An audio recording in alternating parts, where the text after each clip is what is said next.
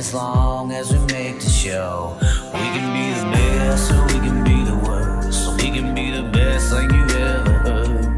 With the motor singing and the grandstands ringing, it's hard to put it all in words. But this is how we ride, this is how we do. Riding mud, sliding up higher in the groove. Don't give a damn about the cash we're spending. With the time we got, we choose to play it on the go, to stay out on the run. We all high, wide, and some.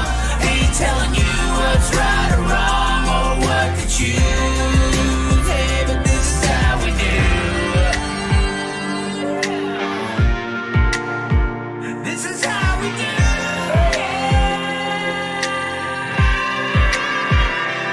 Out on the dirt ovals we play, life in the bright lights with no shade. So letting her go, letting her rip, letting her fly, tossing her in sideways, living the life, letting her ride, outside, winning to die. Cross her up on the cushion, crossing the line, cause some drama and some bullshit they didn't like. And if they don't like the move, then we're ready to fly. But this is how we ride, this is how we do. Riding mud, sliding up higher in the groove. Don't give a damn about the cash we're spending. With the time we got, we choose to play it on the go, to stay out on the run. We all high, wide, and some. Ain't telling you what's right or wrong or what to choose. Hey, but this is how we do. Well, hello, ladies and gentlemen. We are here in the building, ladies and gentlemen. Somebody's already got the popcorn ready. This is the popcorn is ready, ladies and gentlemen. The Chaz is ready. Hey, the Chaz ain't you know. I'm just telling you. I tell you. At the end of the day, this is how we. Hey, This is how we do. Riding mud, sliding up higher in the groove. oh boy, we are on today. We are on one today, and I tell you what. I'm ready. The live debate is here. We are not afraid of live debates. I don't give a damn who you are, where you're from. At the end of the day, I got my little Chaz cuppy right here. I got my little the Chaz cuppy. Get yours at Long Live the Chaz. I even got my hat. Hold on. Let's see. Does this orange look good with that gray, that white, or does it look good with that gold, boy? Oh, it look good with that gold, boy. Oh, look at with the real man bin. That's the man bin. You ever heard of a man bun? That's the man bin right there, ladies and gentlemen. But we are ready to take some callers on this, jive turkey bull crap that y'all like to call a racing move. I can't believe that y'all are even referring to this as it should be legal or anything of the sort. This thing shouldn't even be a thing. This Raj Chastain move is completely illegal. And at the end of the day, I would also say that this Raj Chastain move is, no one's ever tried it, attempted and made it done. They ain't never had the selfishness. They ain't never been selfish enough to attempt to do this. They ain't never been selfish enough to throw all ethics of motorsports out the damn window and ride the wall in the real reality. They ain't never went 5-year-old little Timmy trying to make up a damn spot at the end of the race on iRacing and ride the wall to try to make the damn spots up. Luckily, in online racing, we got to do it little immature, selfish little kiddies who will pull moves off like that. And in sim racing, where people wall ride, it's a video game move, as they've all been saying. People get banned. Those spots are removed. Now, for some reason, I don't know if it's the Moose Lodge, which, by the way, I don't know if you've been paying attention to Kyrie Irving right now. He ain't necessarily, I don't agree with everything he's saying, but he's talking about these occultists and these lodges and these people, mooses, elks, spiders, owls, going, red man. Oh, red man. Red man. I'm getting the blood pressure up, ladies and gentlemen. The blood pressure is coming up. We are ready to talk to some people who think that this move right here, this chat for the people out there who are delirious enough to think that this is worth being conversated about. But we actually have a number for all of you people to call. Oh, we got a number for all you people to call. And that number is 424-356-0879. 424-356-0879. And in honor of Illuminati and Jeff Gordon, we got that 424 area code, ladies and gentlemen. 424-356-0875. We have our first number from 223. Our first number, ladies and gentlemen. It's ringing. Do you hear that nice ringtone? Oh, we didn't pick it up. He got scared. He got nervous. He thought it was fake. He thought it was fraudulent. Oh, no, we ain't faking it today. Oh, we're serious today. Oh, no, call back, little kitty. 424-356-0879.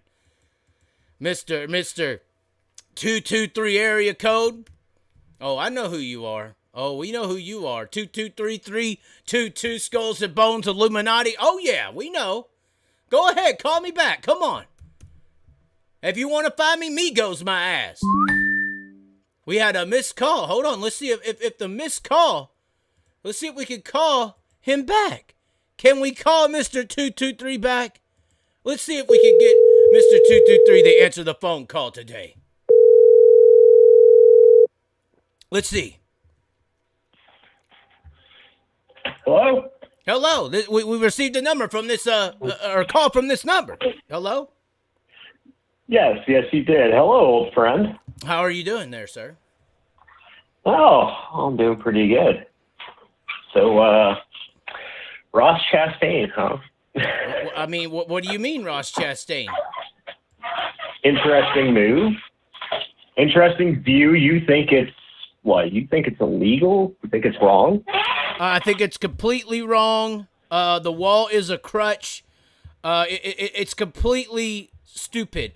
The only people that ever pull this type of move in racing world history is on video games. Kids on video games do this. Well, apparently an adult in real life just did it. Yeah, an adult in real life just did it, and he's getting celebrated like he's not a kid. That was a childish move, selfish move, and it's ridiculous. Why is it selfish? Why is it childish? It's selfish because the ethics of sport, we all know that wall riding is frowned upon in any form of motorsport, iRacing, whatever. Nobody likes the wall riding. It's selfish because he took everyone had the option to do what he did. They could have did the same damn thing. They just don't do that because it's immoral. It's immoral of the sport. What about the ratings for the sport, Chaz? I mean, what, NASCAR, racing? What is that? Isn't that entertainment? I mean, I guess it's entertainment, but we're supposed to consider it a sport. Is it a sport or is it an entertainment? Well, I mean, it's on the television, and most everything you see on the television is what? It's entertainment, isn't it? Well, that's what Kyrie Irving's saying right now. Well, yeah, everything's just entertainment. Well, Kyrie Irving's trying to point to the occultists. And this is a moose. Think about the Moose Lodge is on this vehicle. Yeah, it's publicity. It's marketing. Okay. Simple. It's just money. That's all it is. It just has to do with money. Do you not think? Just think. Somebody just made a good point. What about the ratings for porn? If you want to, is this eye porn? Did Ross Chastain fuck the whole sport literally in our eyes? I'm not sure how those two relate to each other. I really don't. I'm thinking of it more as what plays in between the racing action on television. Commercials, pharmaceutical companies. Exactly. Or alcohol commercials that send you to the hospital, the whole system at play. Or go get you some McDonald's meat, but with the Cargyle group. Not Carlisle, Cargyle group. Think about this. Think about how many people might actually be interested in what the hell the moose is now, too. They don't want to know. Do you not think that... They don't want to know. Maybe people do. Think about it. They're just an organization, really, at their core. They're just a community organization that tries to help the community. That's all that mooses are, elks are, that's all Freemasons are, that's all any of them are. Gentlemen's clubs, that's it. Mm-hmm. Yes. That's all they are. But no, what I'm getting at is that these moves like this, moves what you've seen, it's entertainment. It's meant to draw people in. I mean, look at ratings. Look at what TV deals are. I mean, NASCAR has a TV deal. It's what, $2 billion, $3 billion, $4 billion, I just something think like that. that Their the height was like move $8 was billion. childish, though. It was like, here's what, let's boil it down. Let's simplify it for the kiddies out there. It's like pulling out the damn bumpers at the bowling alley. Okay, but isn't that also fair, though? Isn't that also fair, though? No, it isn't, because we've evolved from that. We don't professional. You race? Why is it? Do you race go-karts? Do you race anything? Yes. Does your go-kart have the bumpers around it like we have the little kiddies at the damn celebration station?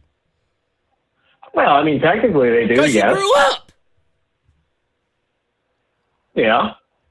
Then why the hell do we got grown men railing cars around the wall? Now, next year, since they're not going to make a rule about it, apparently they don't frown on this rule. They don't think anything's wrong with what he did. According to some of the news articles, I had it up here just a second. I have to get it back up. But apparently they think it's just fine. They think it's just fine what he did. And now when we go to Martinsville next year and people need to make a last lap pass, we used to see the guy in second go in there and try to give him a little bumper and get underneath them or something along those lines. But now the guy in second's just going to rail the fucking wall, and now the leader's just going to rail the fucking wall so that he don't get past. The leader on the last lap at Martinsville next year is just going to rail the fucking wall.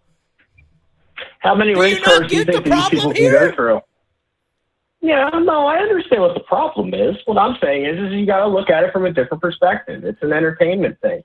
You just said about these articles that have shine a positive light on this movement stuff. Well, don't you think that that's going to try to drive people to actually watch this product, which is just what? Entertainment. Well, and that's the one thing Larry McReynolds is drunk off his ass half the time, it seems like. He was trying to say it was awesome and shows passion. The hell, passion my ass. It shows childishness, in my opinion. It showed selfishness of one man over the sport and the respect of other drivers. But the one thing he did say is you can only see this in NASCAR. He said you can't see this at a short track on Saturday night. He said, he singled us out once again in the dirt racing world. But he said you can only see this in NASCAR, and it's great for the sport that it exposed the sport. Why is that good? I mean, is that the only thing you got? Was a great advertisement ploy? Yeah, that's all they do have, and they're using it to their advantage. Again, goes back to the media game. Well, and I'm playing the game on them too. I don't give two shits about NASCAR, but every time I talk about them, I average 25,000 views, and it helps me get to the more populated people to teach them and educate them about their sport that they're watching, and then it also brings them into the dirt world. Well, yes, what you do is a good deal and stuff, but the whole idea why you get more views is simply because NASCAR, you mention it, because it's a global enterprise. It's a multi-billion-dollar publicly traded corporation. You know, algorithms do rule the world. I mean, look at YouTube, for example. Well, and I would also add on to that I don't just talk like a puppeteer. You know, no. When I talk about Bubba Wallace and Kyle Larson, I put it out there like it is. Or if I talk about this Ross Chastain, or if I talk about Ty Gibbs, the Ty Gibbs video that I made is got more views than the Ross Chastain video. Yeah. Have you seen anybody, and this is another perspective to it too, think about the whole thing the conflict between Ross Chastain and Denny Hamlin throughout, the last 2 years, 3 years, however long it's been. I haven't really kept up with NASCAR a whole lot. But, they've had some conflict and stuff, and don't you think that, at least in Chastain's eyes, the move that he did, he wanted a chance to race in a championship, but do you not think that he also sees a bit of a victory in actually knocking Denny Hamlin, somebody he's had some disagreements with, out? I can't believe that they're allowing that to even happen. I can't believe that more people didn't lose their fucking minds, personally. Well, I'm surprised look Kyle at the Larson's the only guy on the record standing up against that shit. Well, that just comes down to somebody's personal moral character and their moral fiber and what they personally believe in. My personal feeling is, okay, I don't agree with the move, but there is no unwritten rule, and it's not something you alluded to this or said this in one of your videos about this, actually, that you called it course cutting. Well, if you think about what course cutting is that's actually taking a shortcut, which would mean that, if you drove down pit road, cut through the garage, I said and that came out it's in the front stretch. closest We call thing that. to course cutting because there's no other way to gain 2 seconds on your lap outside of what the hell he just did. Okay. It was 2 seconds faster to do what he did. Yeah. Yeah. That's the only other Like I way said, in you- sports that you make up, or in motorsports, you make up 2 seconds is by cutting the course. And you're supposed to slow down and give that time that you made back because it was illegal to make up that much time unnaturally. Yeah, but think about this. The wall's a boundary to the racetrack itself. And how many cars wreck, spin, hit the wall, or even rub up against the wall and ride the wall? Again, you go back So to the you're Kyle telling Larson me thing, you come did that at next year. Darlington. So what's going to happen is come next year at Martinsville, the leader's just going to rail the wall and guarantee the victory next year. It's No, not I hard think to that do they're what he did. probably- It is not hard to do what he did. People are acting like this was a No. skilled move. This was simplistic. No, he got lucky. He really honestly got lucky. This new car is a full-bodied, capacitated vehicle. It is built basically to do that. This was easy. Yeah, it's like a bobsled. Right. It's like a bobsled. You knock a tire off. I mean, what's Right. it do? It just goes down the bottom. It was yeah. meant to do this. It was built for this. I do think NASCAR is We're really at going to 10, take we're a at look 10 at minutes. something We like want to this, get another though. caller in. We're at 10 minutes. We'll give you one more minute. Continue. I'm just saying we want to get some other guys in here, but who is calling? What is your name actually? My name is Mark. Okay. And what would you like to end this in saying? What I'd say is that this move is wrong. Like, naturally it's wrong because it is an advantage. He did gain spots, and he took somebody else out that most everybody would deem that person was there fairly. By the rule book itself, is it wrong? No. There is no rule that says, hey, it's a gray area thing. Do I think NASCAR is going to take a look at it? Definitely. And I think that they're going to put the kibosh to this because the car itself is developed by NASCAR with their money and their technology. I don't think that they'd appreciate these cars getting smashed when reality, they're just like Legends cars where teams now have to go to NASCAR to buy these parts. So if parts are really scarce, NASCAR's not want to try to look like the bad guy and charge more for parts for guys that just wreck cars to do moves like this. But if the juice is worth the squeeze, going forward, and the team owners would rather have a win or make another playoff, and that same thing next year, the next year you're going to have 3 or 4 cars doing the same damn thing he just did. Well, how do you feel about them not saying no more of this? I think they're judging public opinion of this. I really do. And you think they're judging how much attention they got for pulling such a for pulling such a disgrace to the world of racing? You know, they don't really care about the morals of the sport. They're caring about their attention and publicity that they're getting from this immoral move. Yeah, from the gentleman's agreement, it is pretty immoral.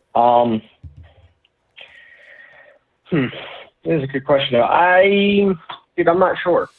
I think that with the positive media output from all this and people cheering this move on, you know, I could see it being that NASCAR allows it because that's going to push more people to their product, which you have to look at NASCAR as a business. And what does a business produce? They produce products. Well, the product with NASCAR is people. They need the people in order to survive with the sport. Without the people, now they the have product no sport. is come Martinsville next year. You're going to have 12 cars looking like a hockey puck around the ring. Well, maybe if they don't change anything, yeah. I mean, that's possible. They I mean, already that is said they're definitely not going possible. to. That's what I mean. What's your reaction on them saying? Yeah, but they're how not many? gonna regulate this and say no more? Yeah, but how many times has NASCAR or any major, national sports league or company or whatever, how many times have they backtracked on certain things like that? I think that if there's enough people or people that are loud enough to say, hey, this is wrong, because it really is. Like, the gentleman's rule of racing is you don't do shit like that. You don't Exactly. That's why it's childish. Yeah, it is childish. But again, as the rule stands where it's at right now, technically it's okay. It doesn't make it right, but it's okay. Okay, well, we're going to try to And get it's just someone something else in that's just here. something you got to live with. Okay, is there anything else you want to shout out? Anyone? Any of your monster clues? No, none of that. None of that. Okay. Well, thanks for calling, Mark. We'll look forward to our next caller. All right. Thank you. So, interesting call there from Mark. 223 area code. Obviously, mine is 424. And 223, very interesting. We're talking about the Moose Lodge. You know, you talk about the Moose Lodge, you talk about Illuminati, Elk Lodge, spiders, owls. And if you want to know what the spiders are about, watch the Catholic episode with the South Park. That's what that is a joke about, actually. So many things occurring here.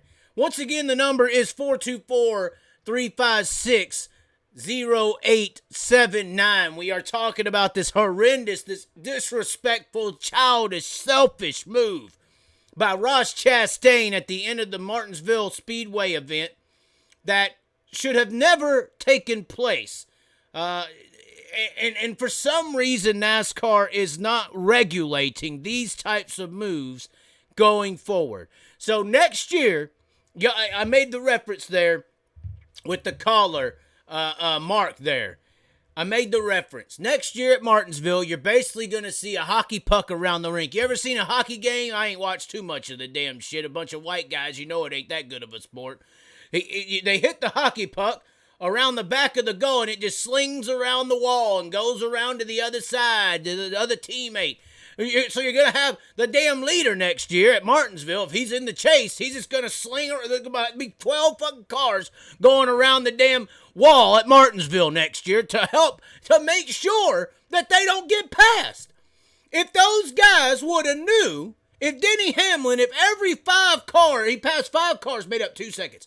If those 5 cars in front of Ross Chastain knew that he was going to stoop to that pathetic level, to pull that move off, they would have did the same damn thing to block him. You think if Denny Hamlin knew that he was about to get past and out of the championship, he wouldn't have rolled the wall like a hockey puck around a rink? Of course he would have. He would have done it. Once again, ladies and gentlemen, 424-356-0879. Call in today. We are in now. We need people to call in now. I'm gonna repin this phone number up here for everyone to pin in. We are here waiting for people to jump on in and call so that we can get some opinions. If you don't think this is wrong, if you think this is right, I need to hear what you're talking about. How is this right? How is this okay? How is this not illegal? I need help here. We're only going to go about an hour. We're 24 minutes in. We've only got one of you some bitches who complain. We got 197,000 comments calling me a dumbass and how they got their opinions. And, oh, I'm the guy on the video, so you're going to come and attack me. Motherfucker, here I am. Where are you at? The digits are on the screen. You could be a part. You could tell the world how much of a dumbass I am.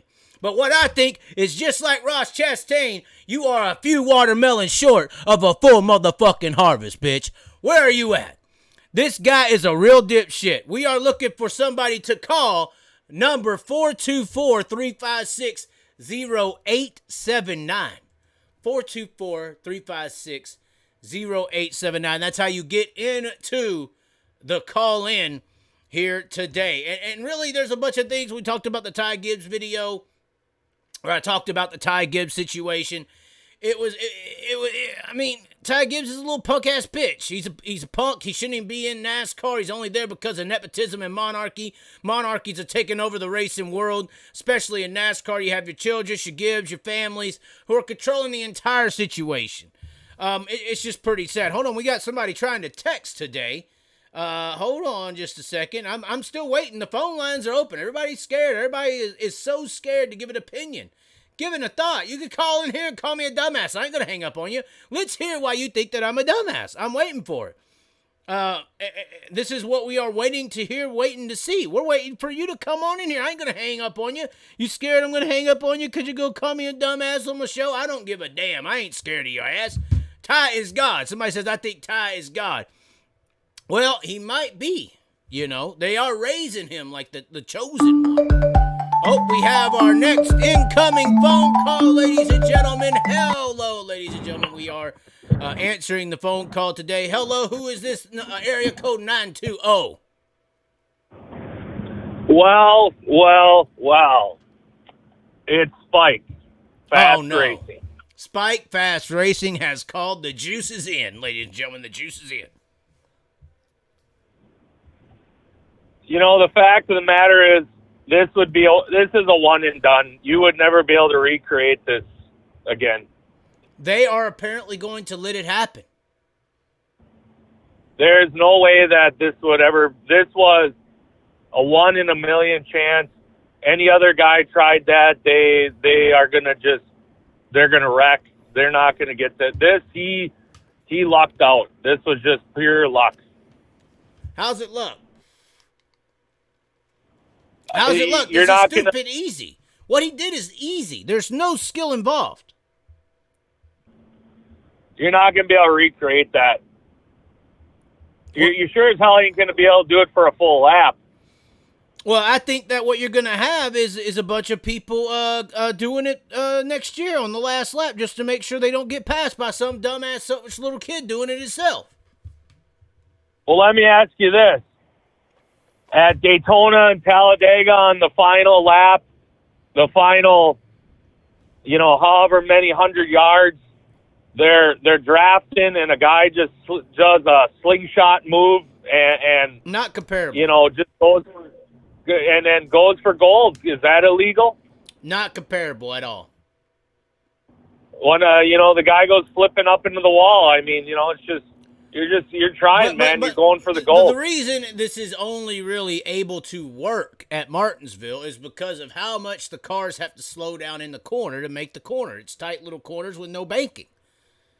I mean, right. You're talking about they're hitting 120 miles an hour and they're shutting it down to 65 to 75 mile an hour to make it through the corner. So I mean, it ain't gonna work at a big track. It's only gonna work at Martinsville. Well, let me ask you this. Should they outlaw Bobby Pierce ripping the top lip and using the wall as a cushion? Uncomparable. There's no comparison. No comparison. I mean, not everybody does that. Not everybody does he's that. He's touching the wall. How Bobby Pierce is doing it is exactly how they do it all race long at Darlington. Exactly how they do it all race long at Homestead. They're barely touching the wall. Back and forth. They can't ride it because it would scrape too much speed off. We notice Bobby Pierce, when he jumps the cushion and slams into the wall with his right front, it destroys the race car and all of his race is over. Let me ask you this. If a guy got last turn, if a guy on a super speedway got turned and he cut through the lawn because someone tapped him and he cut through the lawn and passed and made the victory that way. Is kind that of like illegal? Dale Sr. when he passed Bill Elliott, the whole pass in the grass bullshit. Yeah. Well, is that illegal? I mean, there would be judgment. There would at least be judgment.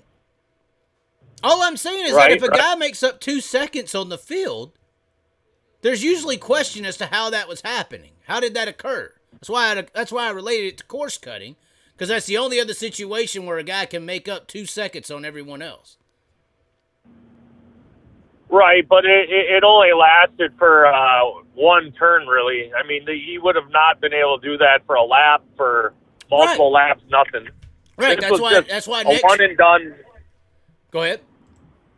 Well, I was going to say, it was a one and done luck situation. Any other guy, their tire could have been cut immediately. He could have got caught up on the wall. He could have, the ass end could have came out from under him. I mean, any of that. Okay. So I think it just was perfectly. It just happened that he said, "To hell with it, I'm giving it," and he hit the mark exactly right. Can you confirm that he said he took his hands off the wheel? Is that correct? I mean, maybe Ty Gibbs did jump in there and Jesus took the wheel. I'm not sure. Right. I mean, someone told me that he said he just let his hands off the wheel and let the wall drive it. I mean, that's how easy what he did was, for sure. Sure. I mean, I don't know if that's accurate or not, but Okay. But on my final 10 seconds, I'm just going to say, and if I can compare it to the dirt track world, there's a competitive race and there's no wrecks, and people say it's boring. There's a race and there's hard fighting, and a guy cuts a guy off, and there's wrecks and there's action, and people say that's terrible and illegal. Nobody likes racing. Everyone's got a bitch about it. So now in NASCAR, something different happened, and something amazing and historic happened, and it's out of the norm, and people bitch about it. Would people have rather just had it just lap around the track and just another boring finish? I mean, I think people like good racing. I think people like good racing. I think what he did was not a part of racing. That was a part of childish selfishness.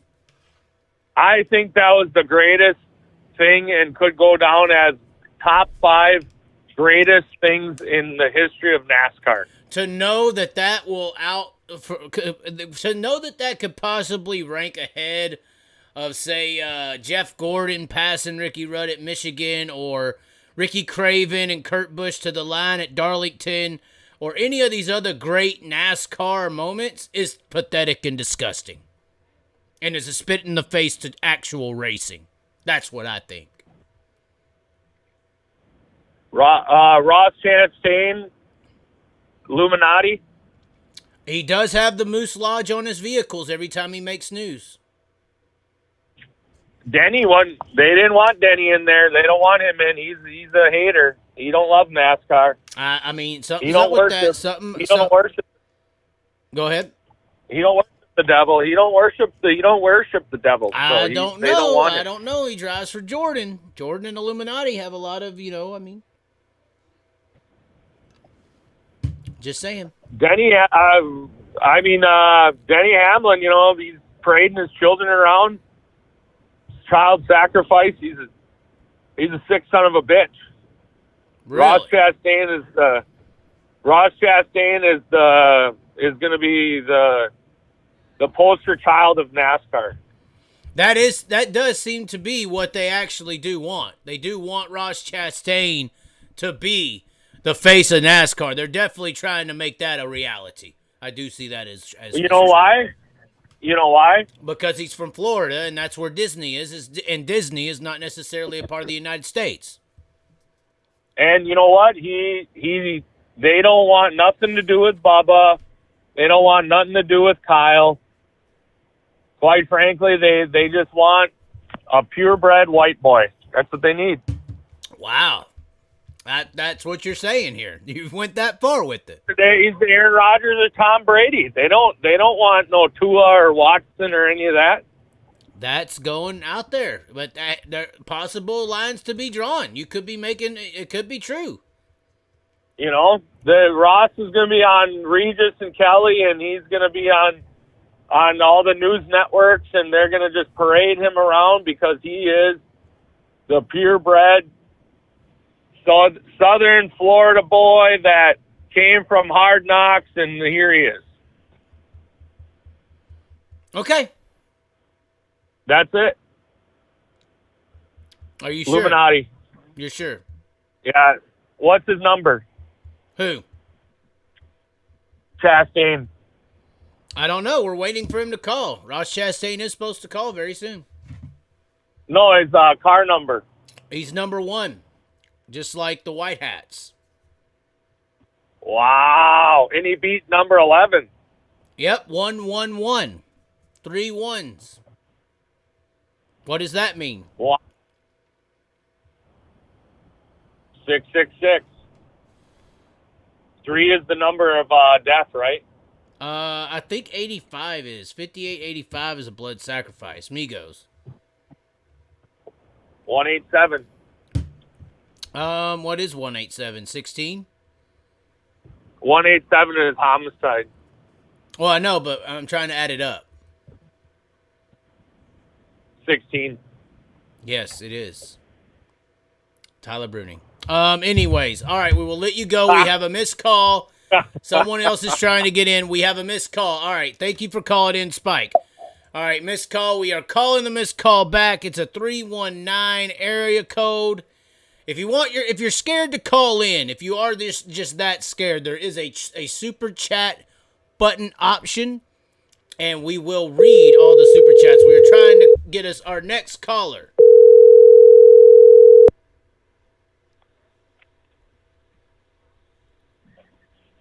Hello. Chaz, Yes. why do you think that this is going on? I would have to assume that the next gen car is built so strong that these guys know that they can do it with it.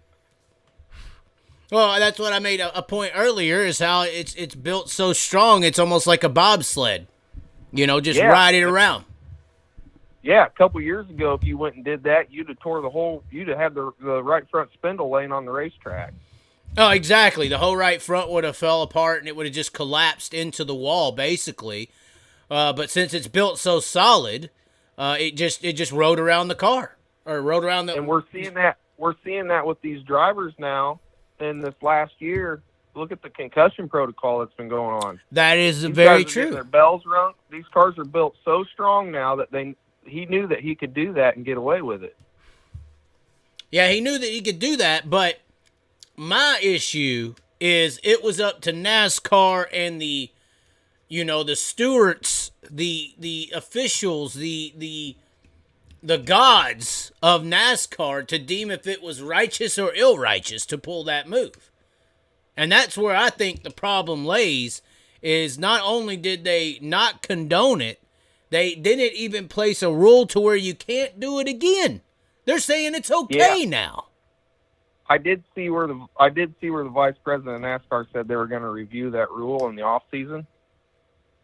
Well, I'd have to pull it up here, but I saw today how they said they're not going to do anything about it. No, they're not going to do anything about it now, but they are going to review the rule in the off season. I did read that. But bottom line is, these guys know these cars are built so rigid right now. Not only are they concussing the drivers, but these guys know that they can do that. They can pin it against the wall and make it around the corner. And look, that thing didn't even have a flat tire. Well, I think that's because of the body, but I also think that style of move, like we just said with the last caller, is only going to work at Martinsville because of how much you have to decelerate and slow down for the corners. So NASCAR reacts to the Ross Chastain move. We're reading the article right now. It says, we've seen similar attempts but never successfully. In our 75-year history, nobody has successfully done that. Ross pulled off a first that I don't think anyone was thinking about. It was a video game move, which is the only reason I reference video games, because in video games, doing what he did in video games is illegal. He would be banned and all of his spots would be removed. He might have been disqualified from the race completely in video game racing if he did that in an actual professional online video game simulation setting. It was a video game move, certainly within the rules, what he did and was able to execute it. As with anything you see for the first time, you got to take a look. A number of discussions internally about that move within the rules, and that's where we'll be for Phoenix as well. Then we'll evaluate in the offseason. So you are correct.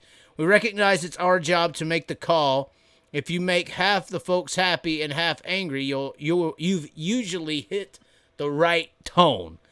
So they're saying they will review it in the offseason, but if they're not going to punish it, it's already set the tone for what they're going to do. Yeah, I think they need to go back to the old style car. I think they need to give these guys a car that if they know that they can, if they're going to try and pull a move like that, they're just going to destroy it. Yeah, they're not going to make it through the corner doing shit like that. Well, I mean, I think that they're never going to go back to the old car because they got too much money invested in a new one. Somebody said they aren't talking iRacing bullshit. I'm just saying, they want to reference video game land. Somebody said in video game land, the lap don't count. That's exactly right. They might have disqualified him. Larson would have made it work in Darlington if Hamlin wasn't in the way. Well, a lot of people are referencing the Kyle Larson move, and what he's saying there is very accurate. He wouldn't have made it if Hamlin wasn't in the way, but that's because the racing crew's right up on the damn wall. at Yeah, Darlington. they're an inch from the wall every single lap. Right. That The reason that's he was able to completely make up different. 2 seconds to go around 5 cars is because there's no one up there. Because He it's was probably missing half his paint before the halfway through the race. So it's ridiculous. It's ridiculous to let that happen. Anything else you wanted to discuss? No, man, I just wanted to call in and just give my opinion. So, anyways, it was nice talking to you, Chaz. All right, what was your name? If you want to say where you're out of, it's up to you. You know me, Shane from Burlington. Shane from Burlington. How's the motorcycles going? Remember- Yes. Yeah, Bobby Who. Remember the Bobby Who? Yes, Bobby Who. Yes. Yes. All right, man. We'll talk to you later. All righty, we'll talk to you later as well. So that was Shane from Burlington. Bobby Who was an instance where we were in a scissor lift off the turns 3 and 4 at the 34 Raceway the night after Bobby Pierce flipped Ryan Gustin in front of everybody, and it was a big Bobby Who sign. It was pretty funny. Let's see some of these comments. You're beating a dead horse, Chaz. It's over. Old news, buddy. That's fine. NASCAR is a video game, and there's risks involved, and there's supposed to be respect. I think that this move was extremely disrespectful, and that's the issue. Who won the pumpkin contest? You or the old lady? I'm not going to listen to that. Oh, we got us a new caller. It's a 931 number. Again, we're getting a lot of 931s. Yes, Hello. Tennessee. yes. And I hear a female voice. We are in trouble today, ladies and gentlemen. That is very right. Okay. That is very, very right. Okay, so who is Hi. calling in from Tennessee? My name is Roxanne. There is a song about you. You know that, right? Yes. Oh, yes. Okay. And I've heard it most days of my life since I was born. Okay, it would definitely be an alarm on my phone if my name was Roxanne. No, not quite. Okay, so my face has been red because I drank a few shots of whiskey for getting on here, not because a female is on the line. So you people in the comments, shut the hell up. Anyways, ladies and gentlemen, what would you like to say, Roxanne? So I know everybody's all in awe about the Ross Chastain move, and of course, it's a 99 out of a 100 scenario. You know, only once is he going to ever be able to successfully wall ride at Martinsville like it has been, like he did. You know? I beg to differ. I think everyone could have done it if they would have known that someone was going to do that on the last lap. I think everyone could have pulled that move. Could have done it, even though the wall is right there. We've got the opening. I know these cars are very Solid. They're like a bobsled. solid. Yes, and I don't like them. I haven't liked them from the beginning. I have had vehement objections to this car since it came out, saying they're going to get somebody hurt. And it's going to take somebody dying for them to understand how bad these cars are. Well, I mean, it's took And Kurt I hate Busch to see out. that. It's took Alex Bowman out, I think, for the rest of the year. He could have came back. I'm not sure about that. But yeah, it's hurt a few. It's hurt a few guys. Obviously, Kurt Busch being the main one of the year. Not, I guess he's retiring now because of the car and the wreck. And how many other guys have wrecked this year and have concussions but don't realize it because they are under contract and there's multi-million-dollar contracts at stake Right. for them. So would you... And there's very few drivers who can come up to the Cup Series at this point with the new car. You can't. I don't know about you, but I've noticed they're not really full throttle. What do you mean by I don't know that? if anybody... Like, it doesn't seem like they are putting their foot to the floor. It seems like they're more off of the gas than ever before. Well, a lot of people have said they're on the gas more than ever before. The drivers have been But saying if you that. look... Yeah. It just seems like they're so much slower. And you can feel it in the clock. Maybe it's just me. Maybe It could be it's just because you. I'm It could be. a long-term baby, from a baby, NASCAR racing roots, dirt track fan. So Right. Well, somebody just made a good seeing comment. them- A good comment. They're saying they're shifting, so they're not even having to lift anymore. Like at Bristol, they're shifting. They're downshifting and just staying wide open and it keeping the RPMs up, so they don't even have to lift or brake or anything like that. So it's pretty sad how they are getting around the track. I mean, obviously, you were talking about drivers coming up. I always have advocated for the dirt racers of the world because technically you need about $25 million to logistically attempt to be a NASCAR driver, and you need that money by about the age of 18. Luckily, you got drivers like Ty Gibbs who have that money. I don't necessarily think that they are. Well, I say that NASCAR is like a rich country club. It's where there's, you got to have a certain amount of money to go play with those guys. And if you don't, it don't matter how good of a driver you are, you ain't going to play with them. But you could be a Ty Gibbs, who really ain't all that. But since he's got the money, he could go up there and basically be, pushed to the world as a Tom Brady or something like that, when really he's just a rich person who is a beneficiary of a monarchy within the sport. You can't just be plucked out of obscurity. No, I mean, you there can't are a earn your few way to. Who can get? Yeah, you can't earn your way to Plucked. NASCAR like you can earn your way to an NFL team or a basketball team. No, you cannot. So, okay. You cannot. Okay, Roxanne. What part of Tennessee are you out of? Are you near the Bristol side or where are you at? Middle Tennessee, near Nashville. Nashville. So that's a hell of a drive to Bristol. I guess your closest track's going to be Nashville there. Well, it is Nashville, but I am a staunch supporter of Bristol Motor Speedway. I did a 24-hour trip, no sleep, because I had a one-day ticket. Right, and that's like about a 7-8 hour drive for you almost? It's 4 from me. 4, okay. It's 4. Okay. But you gotta move the time zone too. So True. And then who are you picking for the championship? Now I take my best friend. Oh, so in the championship? Yes. I'm taking Chase Elliott. Why Chase He's Elliott? my guy. Is it because Well, he's white? No. Okay. No. Just making Actually, sure. I've liked Chase Elliott since he was a JR Motorsports Okay. driver. Okay. Are you a Bill Elliott Well, fan as well, I guess? Yes, I was. Okay. Yes, I was. I am not a typical, I like Jeff Gordon. No. I hate Jeff Gordon. I'm sorry to all the Jeff Gordon fans, but in my world, everybody loved him, and I just hated it. How old are I feel you? the If same it doesn't, way. if you don't mind me asking, how old are you, Roxanne? I'm 42. So you're 42. So you would have been. Were you a Dale Earnhardt fan? Yes. So my theory on people who hate Jeff Gordon is he came in there and kind of, started beating up your hero in a way. He came in there out of nowhere and started beating up Dale Sr. and beating up all the stars of NASCAR. He started beating them out of nowhere. Of course, I make a joke and say that Cole and Rowdy was basically Jeff Gordon and Dale Sr. Oh, yeah.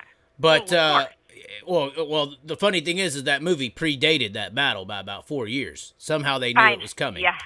But Illuminati is real, Well. regardless. But Yeah. is that partially why you hated Jeff Gordon? Was because he was beating your favorite driver week in and week out, or why did you hate Jeff Gordon? Was it Definitely Did not. you think he was I gay? just Did you think he was hated- gay?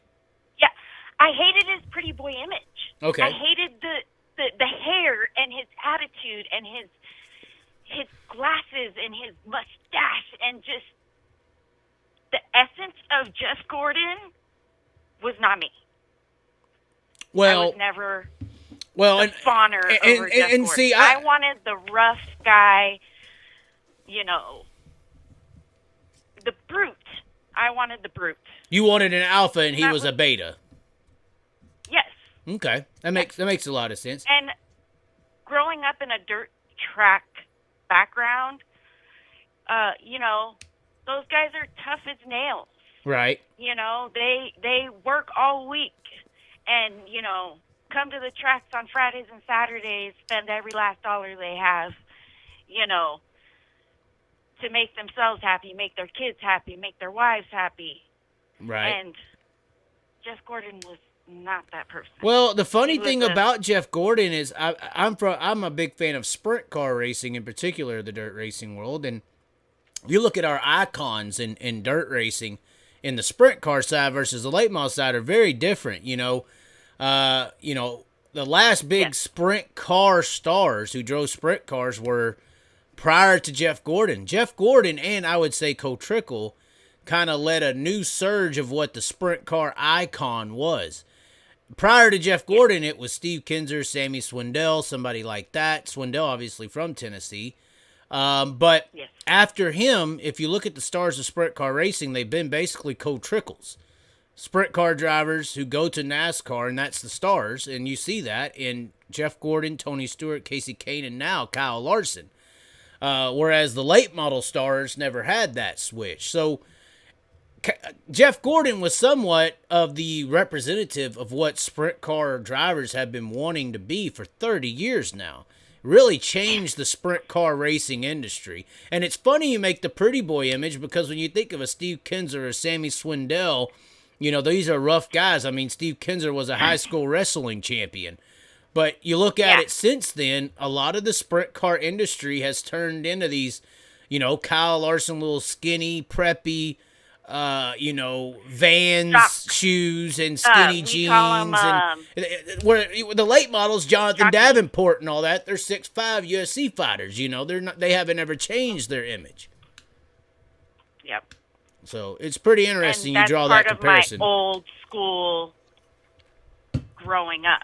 Right. Also, my first car I ever loved was the 5 car, of Kellogg's. Terry Labonte. So, of Terry Labonte, yeah. And just, that's who, I want to see that in the car and in the, the whole thing, but they're not going to go back to it. No, they're not. They're not. not. Let us ride around like we're... They're going to continue to get, rich kids who will spend $15 to $20 million a year trying to be a star. And then when they get up there, they're not even getting paid like the old stars used to get paid. And that's just, they're going to keep that cycle going. It's just like the music or movie industry. Yeah. Okay. They're going to lose a lot of fans. Okay, well, we'll see. Hopefully they'll go to dirt racing. Hopefully we'll get more. Dirt will be bigger soon. We'll see. Yep. I drove 2 hours 2 weeks ago to see the dirt. Where at? What track? And Seymour. Okay. Where Larson was at. Okay. And it was great. Just a small town racing on a dirt road for 20 miles. Right. Okay. So, Okay, well, I guess we'll let you go here. Thanks for chiming in and giving an opinion. We always love to hear a female voice on the other line. Some of these old white guys are ruining the sport, Yes, they are. They definitely are, especially Biden, especially Biden. Well, that guy's just got to go. Oh, God. Oh, God. Yes. Oh, God. All right. Thanks for calling in. We'll maybe call in another time. Keep watching, keep calling, keep watching. I will. Thank you. Good night. Well, there we had it. Roxanne from Tennessee, the volunteer, calls in. I see some Ty Gibbs comments. I see some people who are a little upset with her comments of Jeff Gordon. Her comments of Jeff Gordon, it is very similar to the ideology of what has become of the sprint car star. We think Sammy Swindell, Doug Wolfgang, Steve Kinser, Jan Opperman getting hit in the face, Jack Hewitts. And now these sprint car drivers are all vans. Little bitty skinny guys, preppy, flat bills and stuff. And it's funny how she makes that recollection to the young image pretty boy that has taken over the sprint car industry. Very interesting. Very interesting. Spike Fast says Roxanne is Chastain's mom. That's a very disrespectful comment there, Spike. Very disrespectful.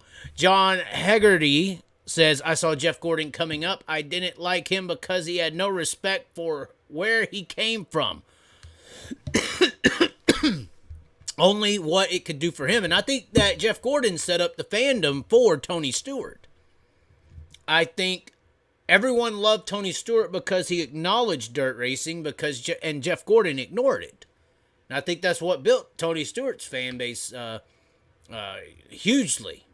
It was a big reason why Tony Stewart's fan base got big, was because he acknowledged where he came from, and that's what a lot of people liked about Tony Stewart and they disliked about Jeff Gordon. The best move in the history of NASCAR, period. Some people are still on this Chastain deal. The number is pinned if you want to have a true opinion. If you want your voice to be heard and actually have an opinion of your own. It is 424-356-0879. We're only going to have a few more calls in here. We're not going to be reading too many more chats unless they're super chats. We haven't got any of those in. So far, we haven't had nobody call me a dumbass or anything like all these things I was looking forward to. And we got one coming in right now. And here we go. 817-991. Where are you from? 817. Where are you from? This is Anton Hernandez. Anton Hernandez. Now, this is not the same Anton Hernandez, I'm assuming, that races USAC sprint cars now, is it? Oh, it is. Yes, sir. So you race USAC sprint cars in Indiana. I know the name now. Now I know the voice a little bit. You do work out every day.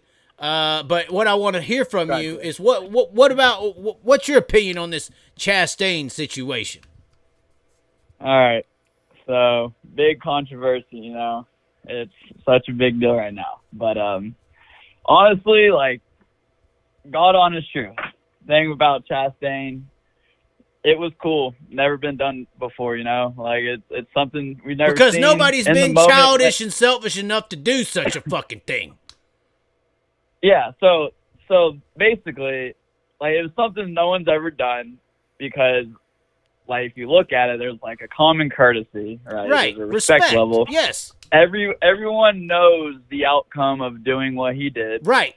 And I understand it wasn't in the rule book, and technically you could get away with doing it. Because nobody's been a jackass like that before. Do I think it's the right thing? No. Do I think there should be a rule against it? Completely. Like, I guess I could give him credit because it's technically not in a rule book, so you could technically do it. So I guess I have to give him the benefit of the doubt. But honestly, in my opinion, if it were up to me, I would not allow him to advance to the Final Four just because that's, in my opinion, I think it's just unsportsmanlike. Well, and a lot of people are calling it a video game move, and I said in my video, I said, okay, well, if you're going to call it a video game move, if you don't know how to handle this, NASCAR, how do video game people handle this? And in the video game world, if you did what he did in a professional video game setting, you might be disqualified from the race. Yeah, period. You get DQ'd immediately. That's how it is on iRacing. I've played competitive iRacing. And if you do something like that, you'll get DQ'd immediately. Especially in like how are they setting. being more okay? And this is in iRacing, so you're DQ'd completely in a fake scenario with no one's money on the line. Sometimes there is, but there's no car that's going to technically get destroyed. There's no real money that's going to be lost.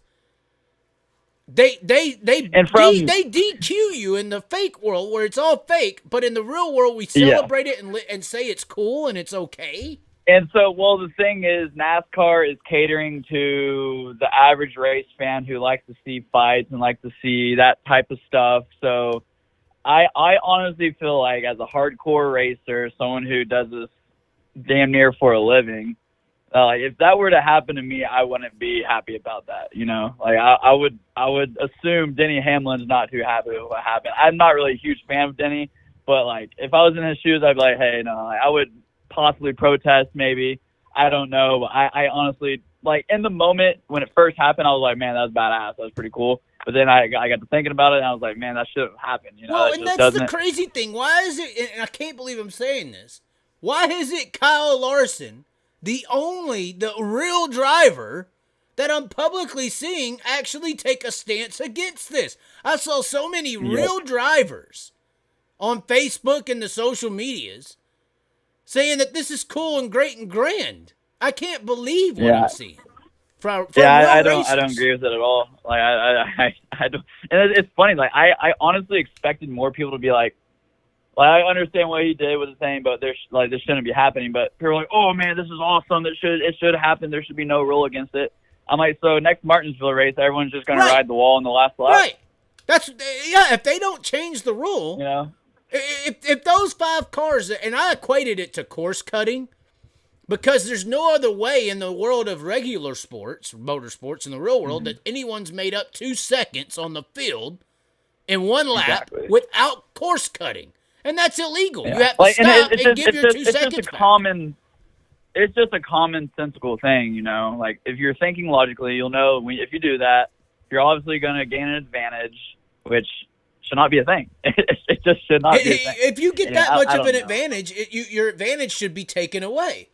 At the minimum, and they were like, he destroyed his car, but he advanced 5 spots coming to the line on the last lap. Like, after the checker flag, it doesn't matter if your car is destroyed or not. But it's the fact that you gained all those spots for doing a move that half-assed should be illegal, you know. And where the bigger issue here is, I think, is the millions, if not billions, that was on the line in Las Vegas for a finishing order. Mm-hmm. What about if you had $1 million on Denny Hamlin to make the chase? And that shit happens. Yep. Would not be and there was probably, what did you say? At least out of everybody who places bets in Vegas in the world, there was probably at least $1 million on the line for Denny Hamlin to make the chase. At least. Mm-hmm. And you got a move here that fake people wouldn't even, fake racing says is illegal, and you got logistical competitive, rulers here saying it's okay. We're just going to let it happen. And, technically it's not like a course cutting, but I could almost compare it to like a horse race, and a horse goes through an obstacle that gave him a 1 second advantage, and he ended up winning the race. That's why I compared it to course cutting, because of the time that was actually made. Yeah, it wasn't technically course cutting, but it was the time made, which people should be able to understand that concept, but people are going to argue it's not a course cutting, but he gained. They're just saying we're Hamlin fans in the chat right now. That's what they're saying. We're Hamlin fans. I'm not a Hamlin fan. I'm not a Hamlin fan at all. I'm not a Hamlin fan or a Kyle Larson fan, but I'm sympathizing and agreeing with them both. I'm speaking from a logical standpoint. It's and ridiculous. I'm making common sense out of it, and there's people, I don't know. I'm just trying to speak as a hardcore racer who actually does this. If someone in the sprint, it's if you're running traction control and you have an advantage and you're gaining 2 seconds a lap, I'm gonna have an issue with it. And there's people comparing it to running. There's people trying to compare it to running a cushion. No way. The wall ride to running a cushion. I've seen 3 or 4 comments on it. I'm like, that's apples and oranges. That makes there's no comparison on that. And I don't know. Well, and it's like somebody said earlier when they said riding the cushion like Bobby Pierce. I said, if Bobby Pierce hits that wall a little too hard and the right front hits the wall, his whole night's over. He destroyed the car.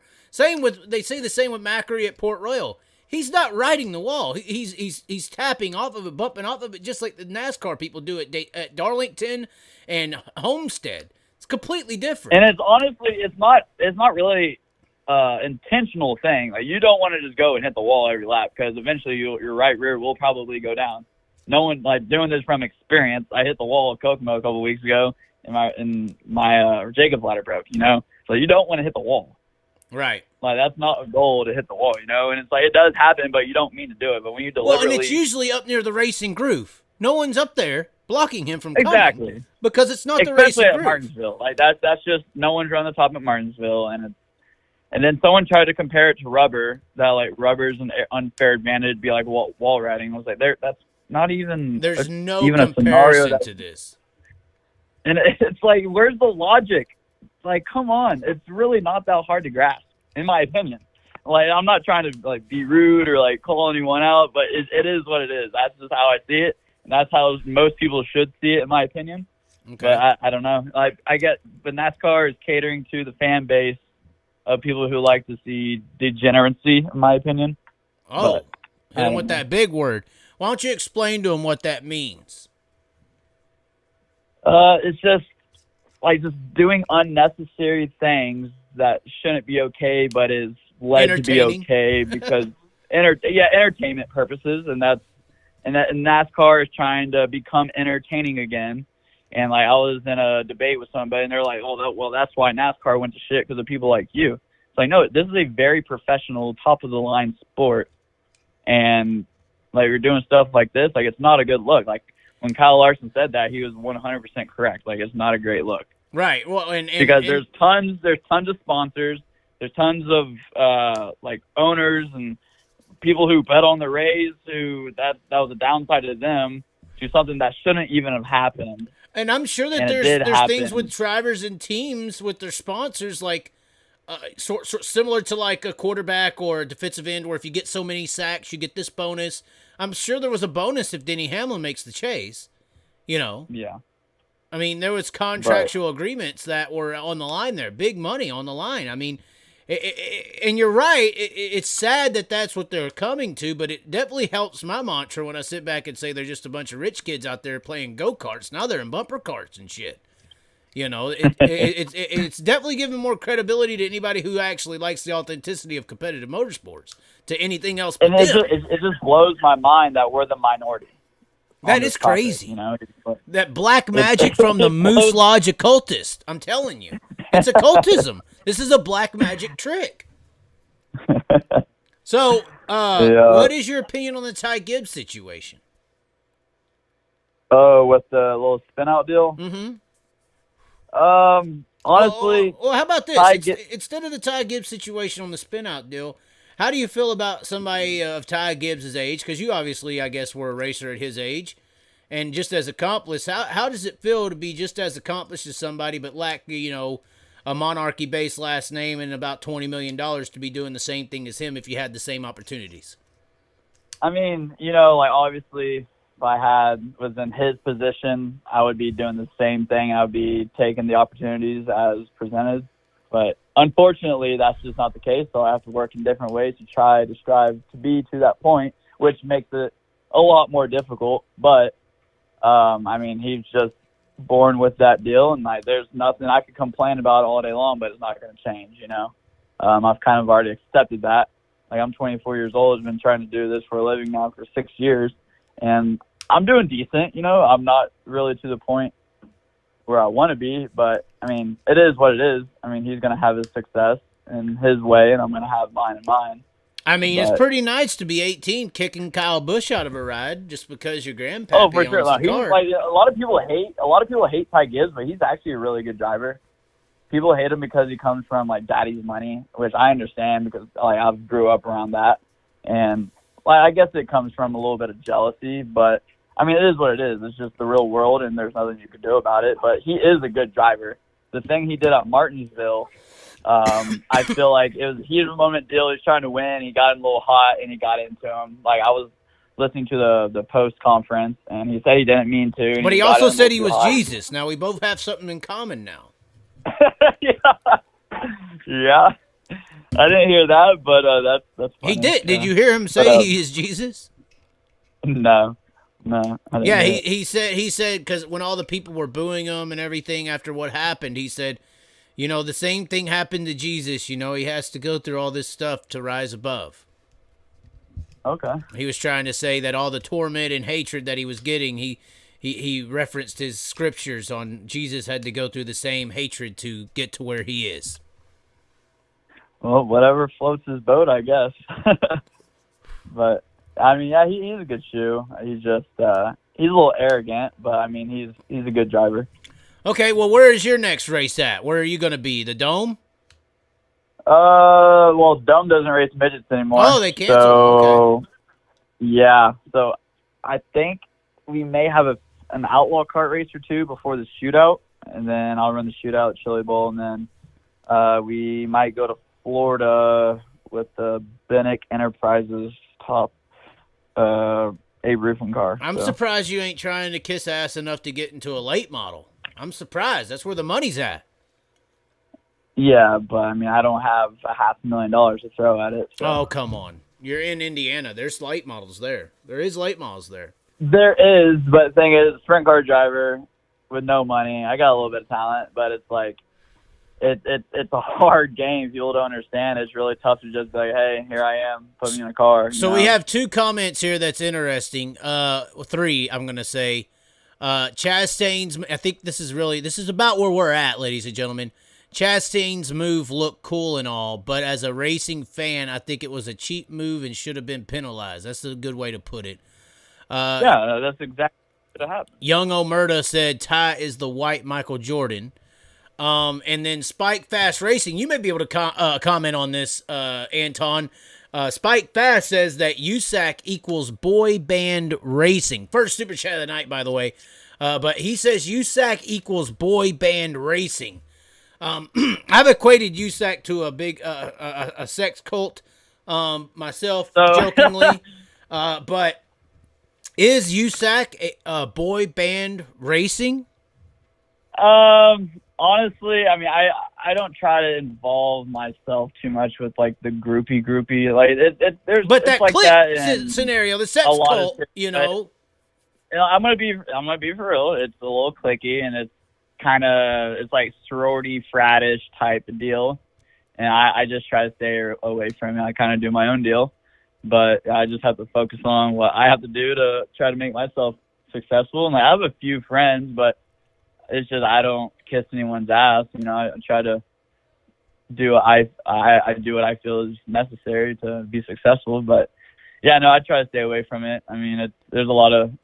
Do you feel like you lose opportunities for not mingling? Not necessarily, because most of the car owners aren't really involved in all of that. It's mostly the younger generation and a few of the drivers. But I mean, I guess it just depends who you are and who you're connected with, I guess. I don't know. But the thing is, I'm not really connected because I don't kiss their ass. So somebody said, are the Island Boys involved? I don't think so. Okay. Well, thanks for calling in, Anton. I guess we'll see you shootout racing. Yep, I'll be there. Somebody said Anton equals a PC answer. Wow. Okay. You think you're being politically correct? I mean, I said they're a clique and they're kind of fratish. I don't think that's too PC. Okay. But okay. But no, yeah, that's just I agree. Hey, you can't pay attention to opinions. That's for damn sure in this world. I just focus on what I have to do. So.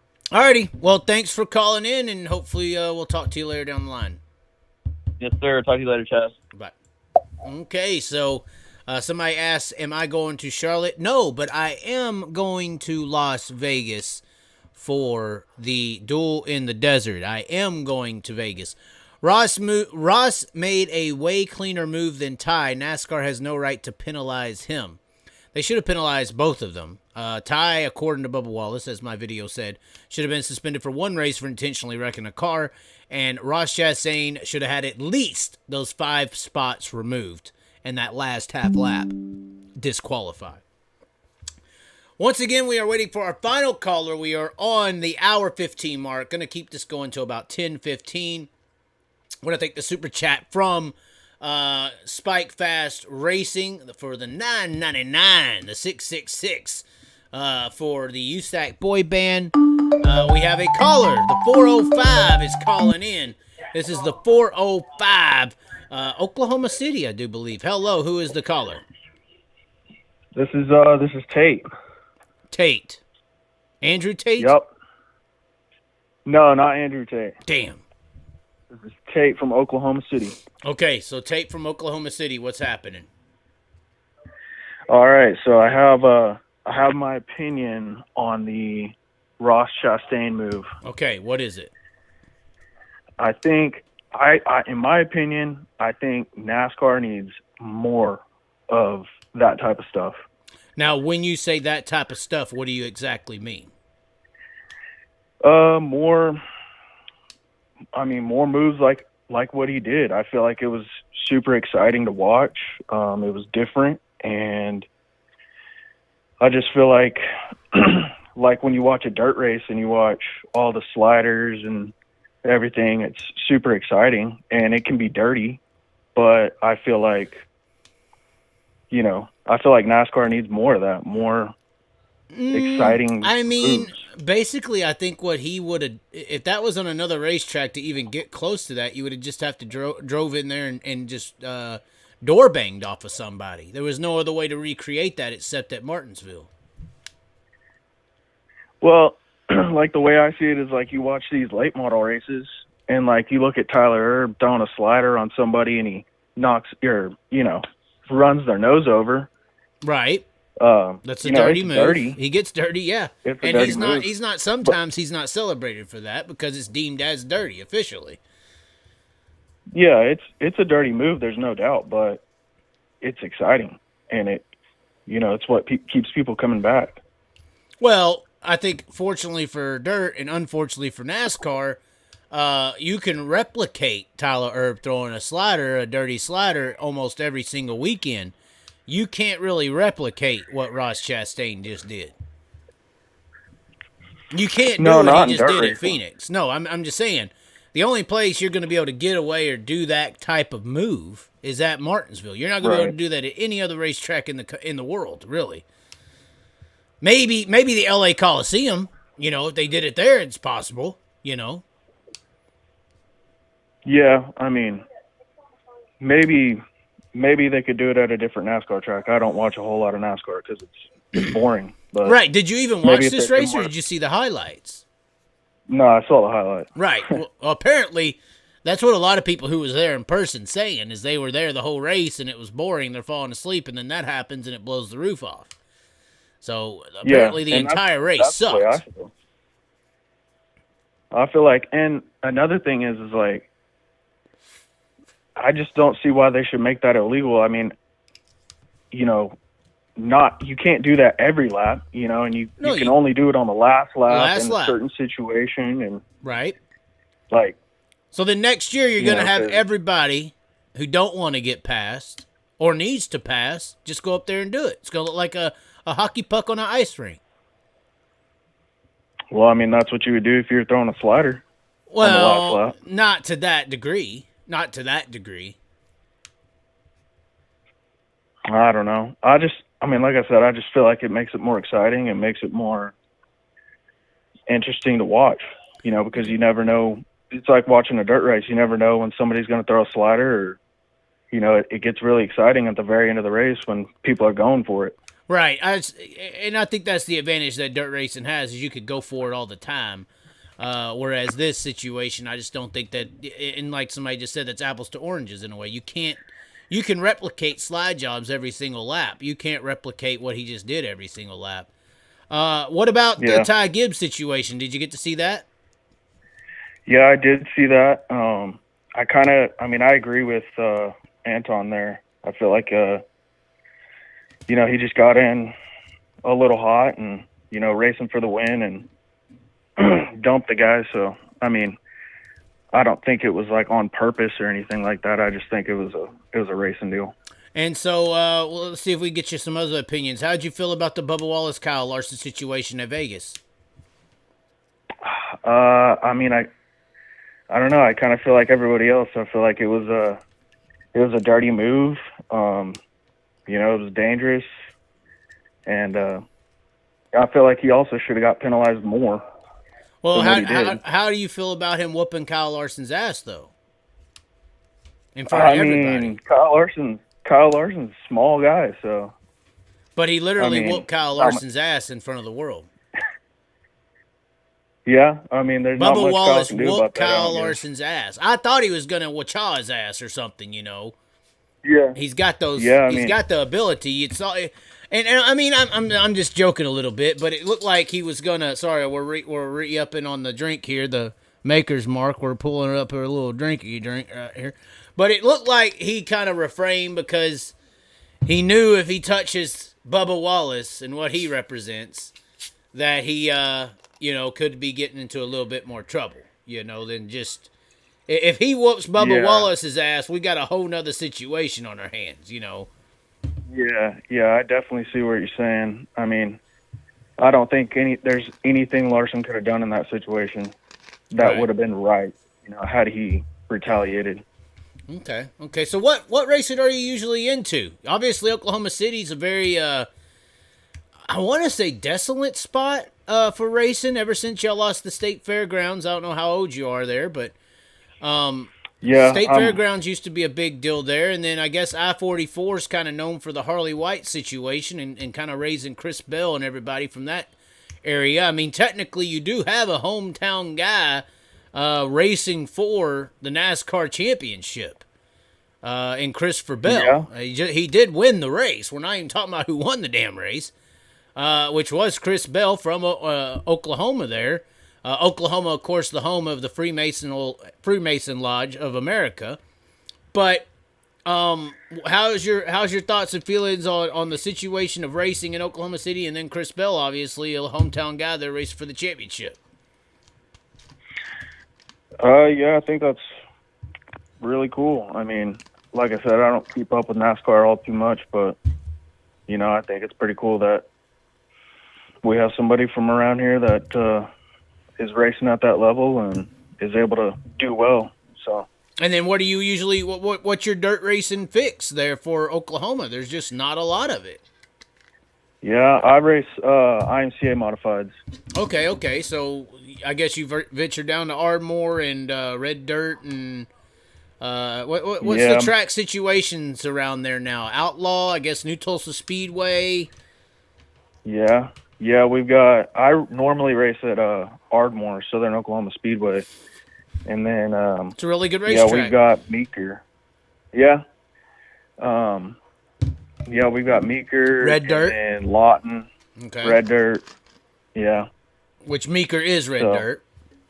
Yeah. Which is a freaking micro track that they race full size cars on, which just blows my mind. But yeah, I think it puts on great racing for sprint cars. Yeah, it does. Yeah. Not so much anything else, but yeah, it's a great sprint car track. Okay. Any races you attending for the years up? No, I mean, I'll be probably going to Shawnee to watch the carts, and then I'll be going to the shootout and Chili Bowl to watch. Okay. I'm hearing it could be the last year for the Chili Bowl. I'm hearing that the grounds have been sold. Really? I'm hearing that. It's not true. I'm not saying it's facts. That's a rumor that's been told to me. Yeah, I haven't heard anything about that yet, but. And then I guess what's your opinion on Kyle Larson taking a stance on not racing that? On the he's what? saying they need to Kyle Larson, and he's trying to get other drivers to boycott the Chili Bowl for not raising their payout. It's been $10,000 to win for 100 years.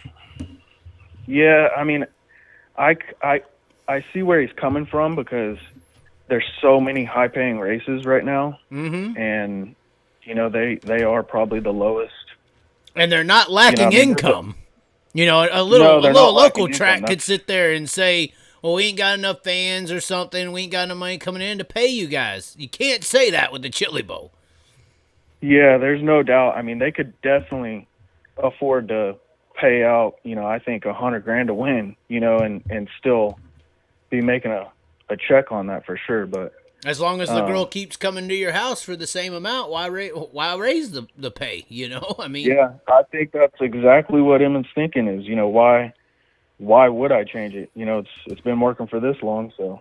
Well, and Kyle Larson is taking a stance on that, and he's not going to be there unless it's raised. Yeah. That's the stance he's taking. So. Yeah, I think they should raise the pay. I mean, I think it'd make it more exciting and just better for the drivers. I mean, they spend so much money to get out there and whatnot. So. Well, and I'll tell you what, the underrated event there is the shootout. Way harder to win. Oh yeah. That of course I had me an issue last year. I don't know if you might have heard about it, but yeah. I was the guy who called out the whole Kyle Busch deal and got kicked out of the building. And then they all of a sudden declined the provisional after I got exposed their bull crap that they were trying to pull there. But so I have an interesting experience with the shootout. But I could not believe that happened. Whenever I heard that they were going to do that, I couldn't believe it. I thought it was. Were you in the building? Yeah, I was there. I thought it was pretty crappy. So, if you remember correctly, they were going to do that for about an hour.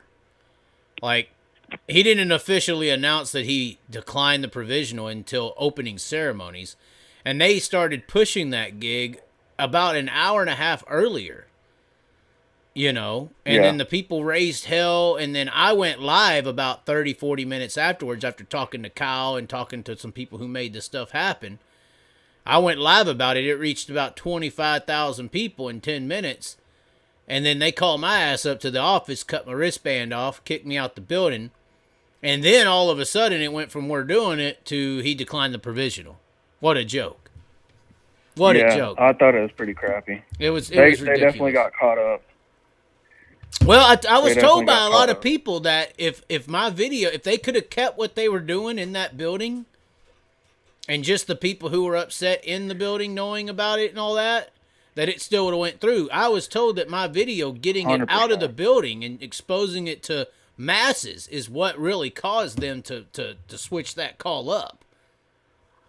Yeah, I agree 100%. I mean, from my point of view, and I think everybody else's that was there, that's definitely how it played out. You know, I think he definitely would have gone through and raced that race had, you not said anything. Well, and a lot of people like to say I was a piece of shit because I was hating on a little 6-year-old. You know, and that's not the fucking case. That's not what happened, you know. There's other 6-year-old boys and girls crying to their fucking daddies and moms. You know, why does he get in and I don't? You know, I had to experience that shit. I think there's a lot of kids that come and race, and especially in that class that don't have the name that he does or the backing that kid has, and they made it. They earned it. And then they were just going to give him a spot, and I think that's what made everybody mad. And yeah, I just think it was a crappy deal that they were even going to. Unfortunately, just another Ty Gibbs type of situation, and you know, monarchy and nepotism, and I say in a very serious way.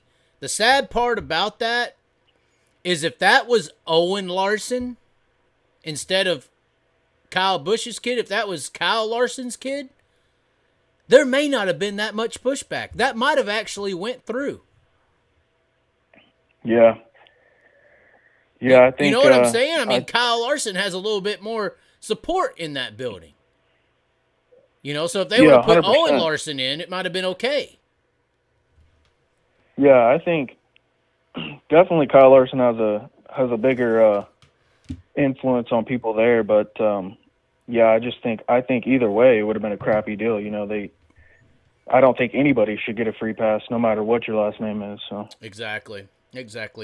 Well, maybe we'll see you at the shootout. I got some people, but obviously my reputation in the building has been a little tarnished now. But I think most people enjoyed what I did there and supported it. Yeah. Obviously, those who wanted to make that deal happen, who run the building, didn't really like that too much. But I heard that I stirred up some shit behind the scenes too, because not everybody was on board in the higher power positions that even was a proposed situation.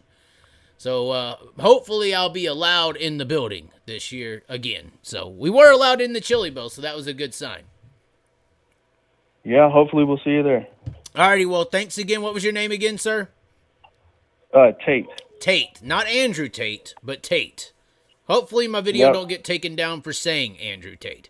But anyways, all right, well, thank you for calling. Call in next time. Keep watching, keep sharing, and keep going on there.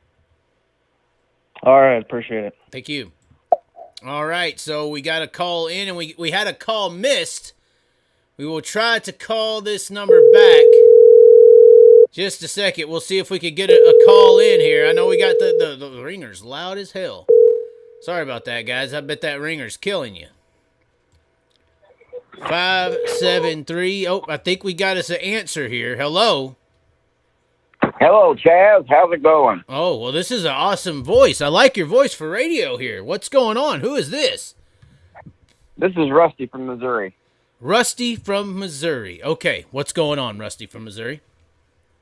Well, I have to agree with you. I think the bullshit that Gibbs pulled, I think he needs to be took behind the track and get his ass kicked by a real man. Okay. And be shown that being spoon-fed your whole life, sometimes you get a fist shoved in it. Well, I think Go ahead, sorry. Yeah. No, and then the Chastain deal, it is kind of like one of them unwritten rules, but then you know where a person lays at. So I look for payback coming to both of them guys. I don't think either one of them's going to finish the race this coming week. Well, here's the deal. If it's an unwritten rule, the people who control the sport are supposed to be wise enough to recognize that it's some bullshit and to punish it accordingly. I think that's where the ball's being dropped here. They ain't even acknowledging it as something that was wrong, and they're just going to look into it in the offseason. They're not even saying it was wrong. The main thing that really pisses me off is NASCAR had all this before with Jimmy Spencer and Tony Stewart. And they wished them guys out and got them out of the deal because they was vocal. Jimmy Spencer stood up like Tony Stewart did, and I think he really started a one-man game in the Campbell car. You know, he didn't take no bullshit from nobody, and he let them know about it. Right. But I think the other thing about the whole deal is the inconsistency in NASCAR. Right. Well, everybody's forgetting. Where's the yellow flag at when you hit the wall? Any other time, this thing would have been thrown. He wouldn't have had a chance to pass Denny Hamlin because they would have closed the field. That's a good angle of looking at that. Nobody's even I didn't even think about that, but you're right.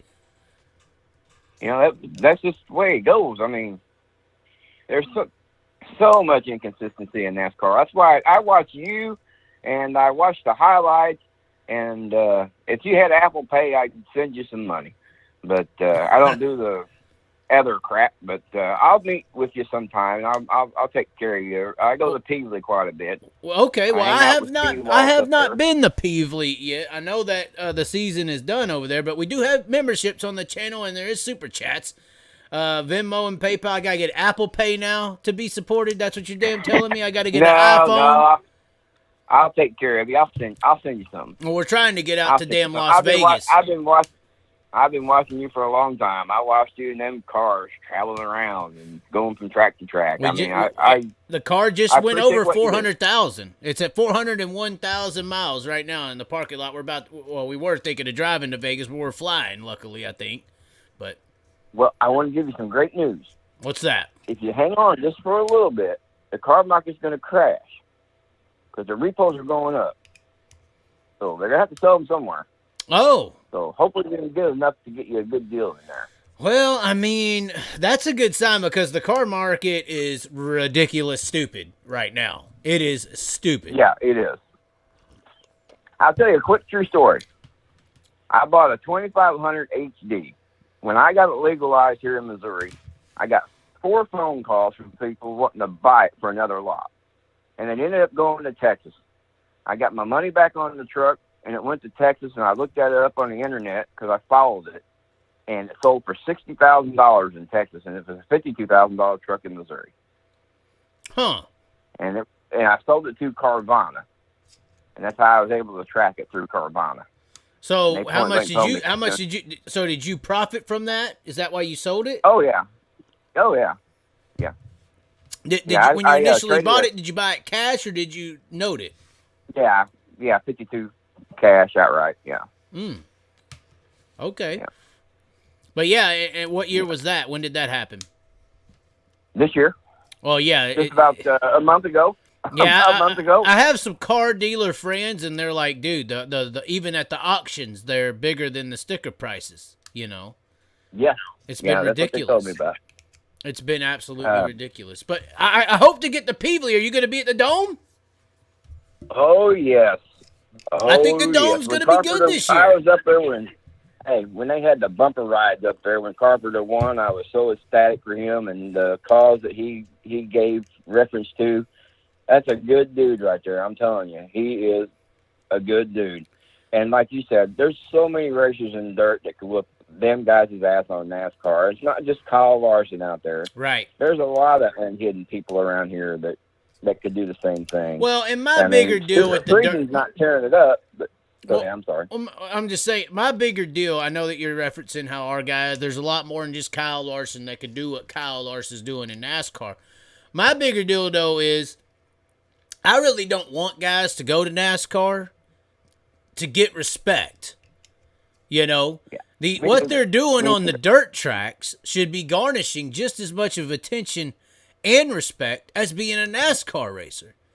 Because Right. those guys can't come over here and whoop our ass at all. Maybe Kyle Larson, maybe Chris Bell could maybe give our guys a run for the money on dirt tracks. But our guys could go over there and whoop their ass, and we got plenty of examples.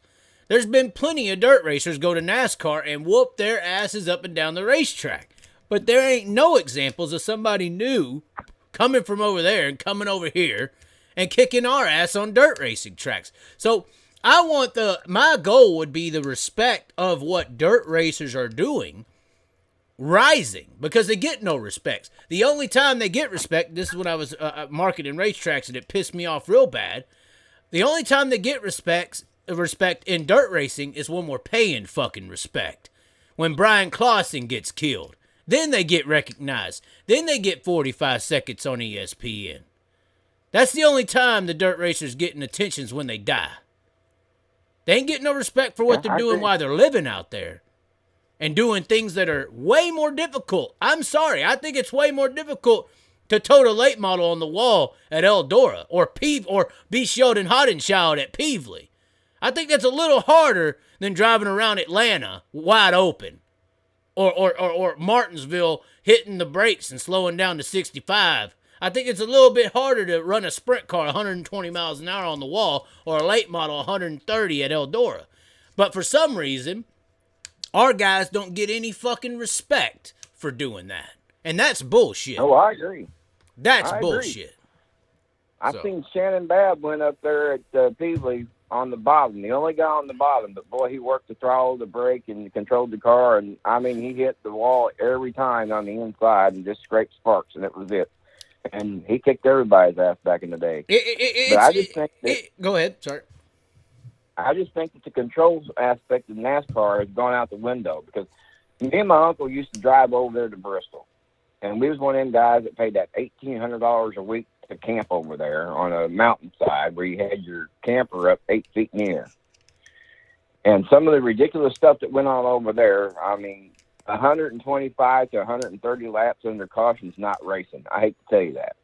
Mm-hmm. I don't agree with that. They don't count caution laps in dirt racing. They shouldn't count in asphalt racing. And see, here we got some. That's just my opinion. We got some people down here in the comment section being just a little bit slow. And let me explain it to you. First of all, Jamie asked, "Do you know if the World of Outlaw is coming back to Vegas anytime soon?" I do not, but I do know that the Duel in the Desert 40,000 to win late model race is coming next weekend. I'll be at Las Vegas Motor Speedway's dirt track for that event all 3 days. Also be there Tuesday and Wednesday for some partying and Jonathan Davenport's birthday. But this Zach Mills just made a comment that I think NASCAR has tricked the entire world into believing. Here's why I don't think that dirt racers get the respect. Because NASCAR has marketed dirt racing as high school racing. Dirt racing is where the high school little kids learn how to drive, and the best dirt high school players go to the NFL, known as NASCAR. Okay? And they've been doing that for 30 fucking years with Jeff Gordon. When did you have to be 5 years old in a go-kart, 14 in a sprint car, and 16 or 17, 18 in a truck to be in NASCAR? Who set that fucking tone? Jeff Gordon did. I don't know. You better get ready. Jeff Gordon said it. But here's, Yep. I'm getting a point here real quick. I think that most people look at a Bobby Pierce or a Shannon Babb as somebody who wasn't good enough in high school to graduate to NASCAR, because the world don't know the money. If the world knew that it took $5 million to rent a truck out for 1 year to try NASCAR, they would lose all respect. All their respect would be gone, because it would destroy all their credibility for having top-level talents. But since they control media entities, since Disney, who owns ESPN and ABC and all these media entities, is invested into NASCAR with the Carlyle Group, who owns Disney, they have took these media entities, and I believe they have manipulated people to think that dirt racing is where kids learn how to drive. And this Zach Mills made a comment and said 70% of NASCAR drivers usually come from dirt racing. That doesn't matter. Because 70% of those dirt racers who come from dirt track racing were probably running fucking ninth at their local short track and weren't that good. They just had the money to go to a truck. You know, while the guy who was winning every week is ignored because he don't have the money, a Tyler Carpenter. You know? So I think that this perception is what's destroying racing. This perception that dirt racing is a high score, AAA form of motorsport. When you look at the skills of it, it's not. I believe it's harder to win a fucking, you're in that area, it's harder to win a Mars race than it is to win a cup race on Sunday.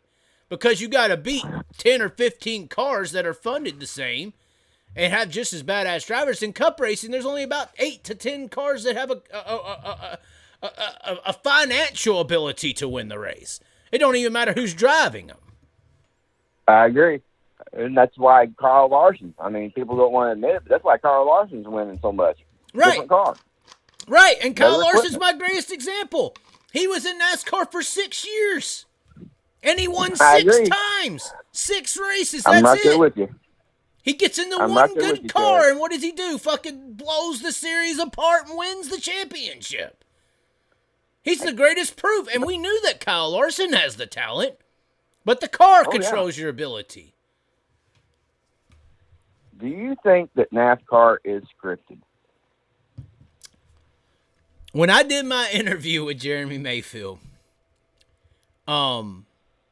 we got onto some of the topics of them scripting and playing a part in finishing orders. And when I brought up the gambling aspect, because I brought up a point, I said there's only 2 things that is free money in the world. It's gambling money and tax money. And when you look at how much money's on the line in finishing orders in horse racing, you know, there's always an accusal aspect to horse racing. Can they fix the finishing orders or this and that? In horses that are animals, what about actual vehicles that are, like, I referenced Dale Earnhardt Jr. in 2001 at Daytona when he's out front on the radio saying I'm half throttle pulling away. There's $10 million or 20 or 40, $50 million on the line for someone else to win that race. And he's got a competitive advantage, or everybody got together and helped him get a good car, and he wins it, and everybody's caught up in the cinematics of him winning after his dad dies. But there's money on the line, people.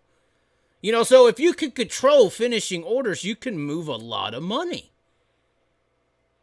So, I mean, and if you want to look into who runs the world, a lot of people say it's the people who own the banks. I think that the one thing more valuable than money is life or death. I think if you could control life or death, you might have a little more value than money. People in banking industries, and when you get into mafias and suspects like that, you get into gambling. You know, banks are involved in politics because politics control tax money. Mafias are involved in gambling because gambling controls the gambling money. So, I mean, even somebody referenced earlier the T-Rex car that Jeff Gordon had, which was obviously, you know, just that much better than everyone else. It's hard to say scripted or not scripted, you know. It's really hard. I mean, because when you say it is scripted, you got to equate the gambling aspect. Okay, one last question for you. Do you think the Bubba Wallace win was a payback for the Newt hoax bullshit deal? Which win? The Kansas win? The Wallace win down there for the rain delay win that they gave him. He only got one win, doesn't he? No, he actually won this year, but I think you're talking about last year when he won. Yeah, when he had the Noose deal. When the Noose hoax came out. I think back to scripted. Me personally,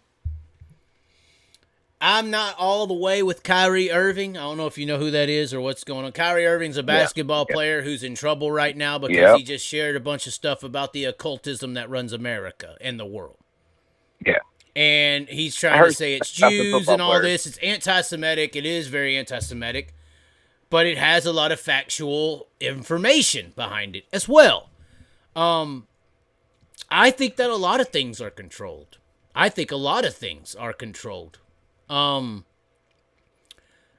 don't know where, personally, I don't know where controlled and happenstance begins sometimes.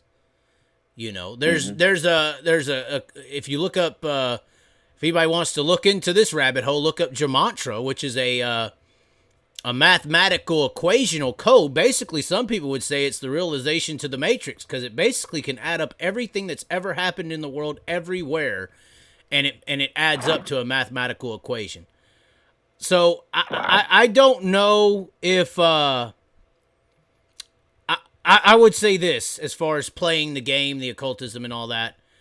I would say it is not by accident that in an election year, when you have Black Lives Matter and you have Trump and all the stereotypes that came with being a Trump supporter, that you have one guy saying the N-word and one guy, wearing Black Lives Matter and finding nooses.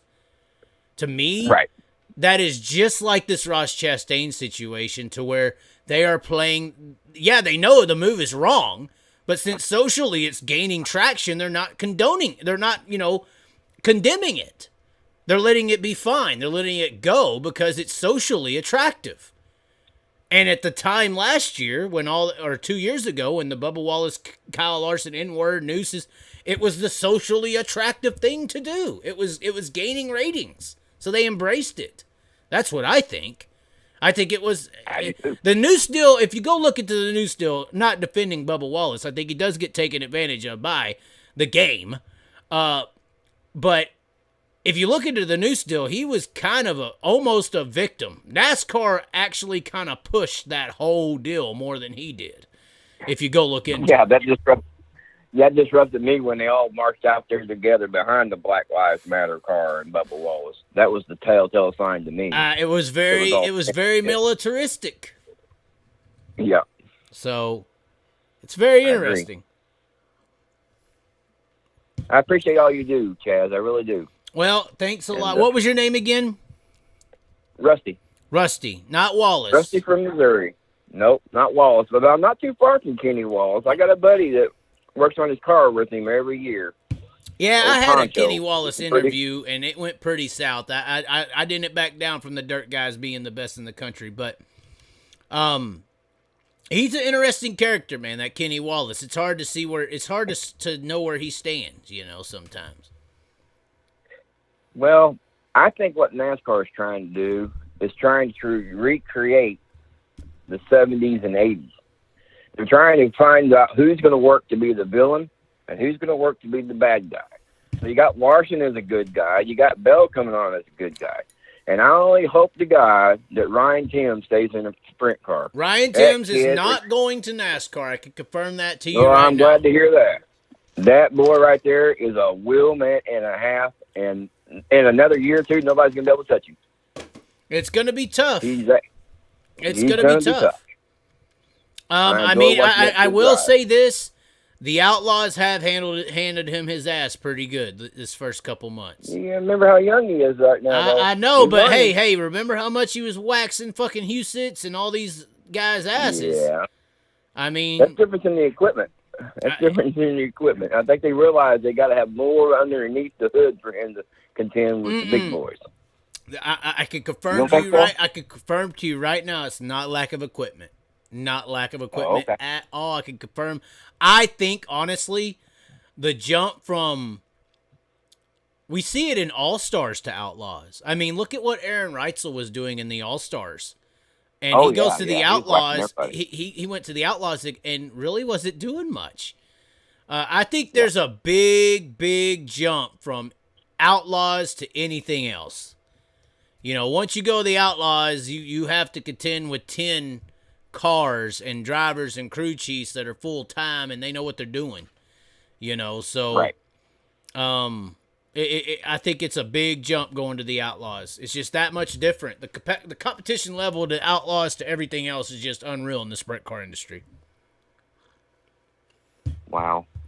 It's just that much different. Well, I appreciate I'll get off here so somebody else can get on here with you. And like I said, I'll run into you somewhere. I won't forget you. I'll send you something. We'll be at the door. There are links in the description. You can figure out a damn way to support the damn Chaz. Well, I want your name on the video next time we go live and do one. I will make a point to track your ass down at the Dome. Oh God. Oh boy. We're being tracked down. We're being hunted. Well, hey, if somebody's got a modified to run, I'll race it. I'd rather see a straightforward talker than a bullshitter any day. Well, thank you a lot, Rusty. I appreciate it. I hope you'll call in on future topics. All right, bud. Hey, I appreciate you. Have a good evening. You too. Enjoy your show. Thank you. That was Rusty from Missouri. We have not missed another call. The number is there. We'll be taking call. Well, maybe we have to end it. I guess nobody wants to call the Chaz. Maybe it's over. Is this over? Everybody's done? Chris says it's hard to know where Kinney stands. He's very clear and transparent. What is wrong with the guy? I don't know where he stands on support of dirt racing. Because he'll say there's thousands of great race car drivers, but then he'll also make fun of IMCA modified champions because there's so many different champions. I think he does protect NASCAR a little too much. I think that he has hidden interests because he has hidden supporters that have come from the NASCAR industry. So he has to protect his support. That's what I think. It's smart business is all it is. Zach Mills says, keep her going. Well, you need the super chat if you want to keep her going. Did you lie about Ross calling in? Hey, I thought Ross was calling in. He ain't called in yet. I mean, I tagged him. I said, come on now. Where are you at? He might be in Nashville writing a song or something. Maybe he's going to come out with a country album. Anyways, we have killed the Maker's Mark. Agree, but the Earth is not flat. You can visit Antarctica. You actually have to have world permission to visit Antarctica. Go look it up. You have to have world permission to enter Antarctica. And you have to have about $8,000 to even think of going to Antarctica. So it's a very elitist situation. Zach Mills sends $1.99 and a kissy face. Well, are you trying to call me a $2 whore? Seriously? All right, well, we're waiting. The number is there, 424-356-0879. We can talk about whatever you want. You want to talk about Trump? You want to talk about politics? You want to talk about this? You want to talk about that? I'm an open book. I got many of things. Don't tip me with a good time. Jesus Christ. We talked about just about everything we need to talk about. If people don't start sending super chats or calling in, we ain't going to have nothing to talk about. We're waiting. 424-356-0879, ladies and gentlemen. I am not sitting back here scared to talk to you. Zach Mills. Rook says, is Hendrick Motorsports a hack? It's not a hack. He's an industry. He's a used car salesman. Just like the guy from Days of Thunder. Once again, Days of Thunder told the future. There was a record turn 4 at Daytona in Days of Thunder. Hit in the door, and the driver of the black car never came back again. 2001, same thing occurs. The original Cole raced a rainbow-looking 46 car. Of course, 4 times 6 is 24. Jeff Gordon drove a rainbowy number 24. He changed to a flame car. And then there was a record turn 4 at Daytona that killed the man in the black car. And Cole did go from the rainbow, yellow, and green to the Superflow. And then the next Cole that came along drove for Rowdy. And in the real world, the next Cole that came along was the next California sprint car racer named Kyle Larson, who came into the NASCAR Cup Series driving the Earnhardt Ganassi number 42. Murder Red Rum, because yes, 24 backwards is 42. The occultists run the world. Illuminati, Scientology. Living Motorsports, Missouri's Outdoor. Will Hailie Deegan win next year, or is it just donated money? She's going to win. They're going to fix it one way or another that she's going to win. She will. She will win. They are begging. They want her to win more than they wanted Danica. They want her to win more than they want Danica. It's pretty sad, though. I had higher expectations. I had my issues with Hailie Deegan at Roseville. I actually rode in a 2-seater with her. Her boyfriend tried to fight me at Shootout a couple years ago. It was not successful, but that's when he was trying to honey dick someone else. I think they want her to win really bad. I think she's better than Danica. But she should have did better in trucks this year. There's only so many times you could tell me that there's other cars on the track that are just stupid. People are still winning races. Like, why is Hailie Deegan? Now, I will say that the truck series is very competitive. Ty Majeski's a badass.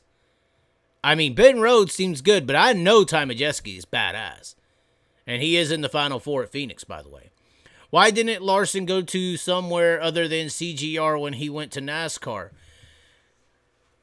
The occultists run the world, okay? I just explained to you the whole situation. Ganassi, Earnhardt Ganassi Racing is the vehicle he went to. And at the end of the day, there was a driver swap.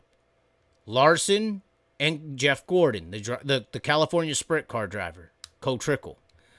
And there was a driver swap at Indianapolis, if anyone can remember, between Juan Pablo Montoya and Jeff Gordon. They swapped a F1 car to NASCAR vehicle. It was a fun little exhibition. And then we all know what car Kyle Larson took over. The 42 for Earnhardt Ganassi Racing that was originally driven by Juan Pablo Montoya. It's just true. Spike Fast Racing with a super chat. Ross Chastain, all dirt drivers today. They couldn't have pulled off a move like he did at Martinsville, and Chastain could win the World 100 blindfolded. Well, thanks for the $10, Spike. Thanks for the $10. Nobody else wants to give a damn about the Chaz. That $10 right there is going to some stripper in Las Vegas next week. So, I'm just saying. Or that $9.99 could have bought me a bottle of water on the flat, you know. Just saying, it's ridiculous. We're getting to the 2-hour mark. If we don't get a call in the next moment or two, we're going to have to end it. We're going to wrap it up. I don't think we would have... Sorry, Zach.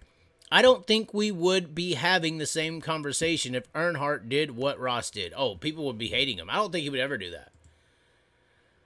He shouldn't have even tried to advance that sort of... That's soft-ass shit. You are all cheap and not real men. You don't even give the Chaz a dime. You are a disgrace. Thank you. I agree. 424-356-0879. We're gonna do a 1.5 minute limit here. We're at 1 hour and 58 minutes and 30 seconds now. So, if we don't get a caller, we're gonna have to just turn this thing off. We have had decent viewers throughout this entire experience. We have been able to talk about a lot of stuff. Kevin Woody refuses to call in because he's scared. Hey, for $1.99, you can have a good time. That's what she said. Start coughing up the money. You use him for entertainment and don't donate. I hope your wives get stoned. Wow. Damn. Misogynistic. All right, 1 minute left. 1:59 on the dot. Spike Fast is the only one who cares. The one who says that your wives should be stoned. 424-356-0879. It looks like we're coming to the end here. Do we have any updates? Do we have any updates on the phone? Any updates at all? 30-second countdown. We need a caller. We need a caller. We need a caller.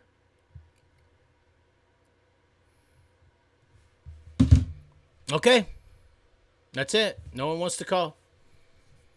Well, ladies and gentlemen, thanks for tuning in. Everybody's tuning out. So, I guess we will just call this one a wrap. 2 hours on the dot.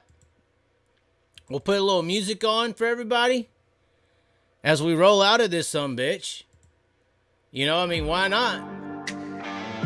This is how we do. You know, this is how we do here, ladies and gentlemen. Thanks for tuning in. I guess we'll catch y'all next time. Thanks for calling. People who did. But the people who didn't, You're basically just a bunch of bitches. Go suckle your mamas, you wannabes. Yep, I agree, Spike. Thanks for tuning in. We'll catch you next time. Be sure to like, subscribe. We'll catch you on Long Live the Chaz next time. This is how we ride. This is how we do. Riding mud, sliding up higher in the groove. Don't give a damn about the cash we're spending. With the time we got, we choose to play it on the go, to stay out on the run. We all high, wide, and some. Ain't telling you what's right or wrong or what to choose. Hey, but this is how we do. This is how we do.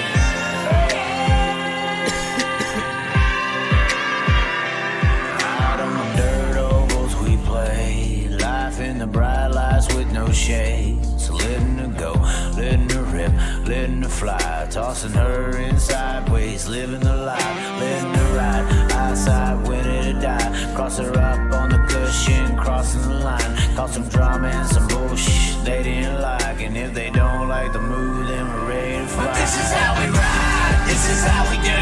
Riding mud, sliding up higher in the groove. Don't give a damn about the cash we're spending. With the time we got, we choose to play it on the go, to stay out on the run. We all high, wide, and some. Ain't telling you what's right or wrong or what to choose. Hey, but this is how we do. This is how we do.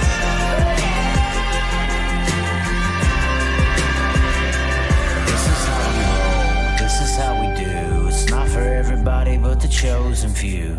And we pray, cause we know that they might not ever come back. But this is how we ride, this is how we do. Riding mud, sliding up higher in the groove. Don't give a damn about the cash we're spending. With the time we got, we choose to play it on the go, to stay out on the run. We all high, wide, and some. Ain't telling you what's right or wrong or what to choose. Hey, but this is how we do. This is how we do.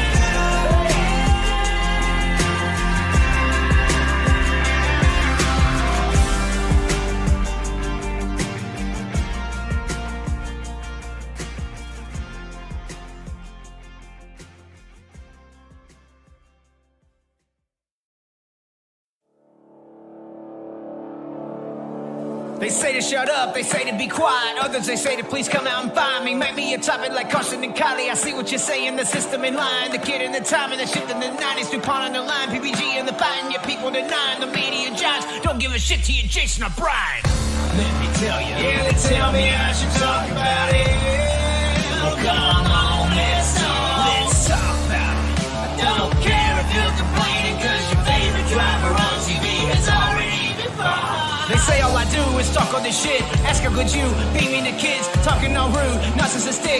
Truth is a clue and the answer is this. How are you people so delirious? Honestly, fact of the matter is this: the kids who worked hard to live earned a few grand for a car, a chassis kit, built from the ground, a safe for a rig. I lost them a pound cause they weren't rich, or 14 years old like Laurel Gordon. Not the next old California kid or the area code in Los Angeles. A cocky ass hoes like cars in their legend. I don't even know if she is legit, but I feel for her though, cause Teresa's a bitch. Like Gary's old construction biz, baseball in Kannapolis, earning hard on that old Sooner fence. At least it wasn't a clause that was you some Welch's, reaching for the grant that was someone else's. Priorities in the laundry mattress, love and the greed for Lundy between the sheets up in the master palace. Let me tell you, yeah, they tell me I should talk about it. We had a crash and that makes it all so complicated. It's all so complicated. Now I kicked your ass, so seems to me it's overrated.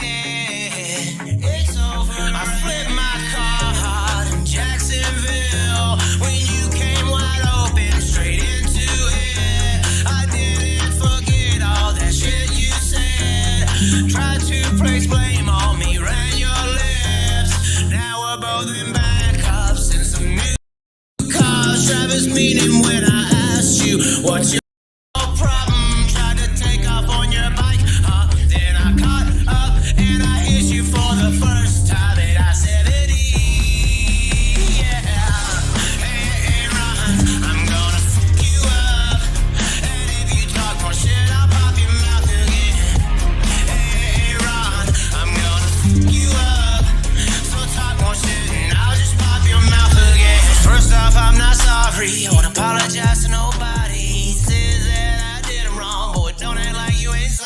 me. Last night I hit a rut and flipped the shit and he jawed me. Then I saw him today, popped his jaw into I'm sorry. Now he's thinking twice of his ways.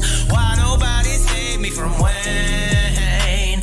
Look at the damage you do to the cars in the past when you're driving so stupidly. So when no one came between you and he was cause they wanted to say, hey, Ron, I'm gonna fuck you up. And if you talk more shit, I'll pop your mouth again. Hey, Ron, I'm gonna fuck you up. So talk more shit and I'll just pop your mouth again.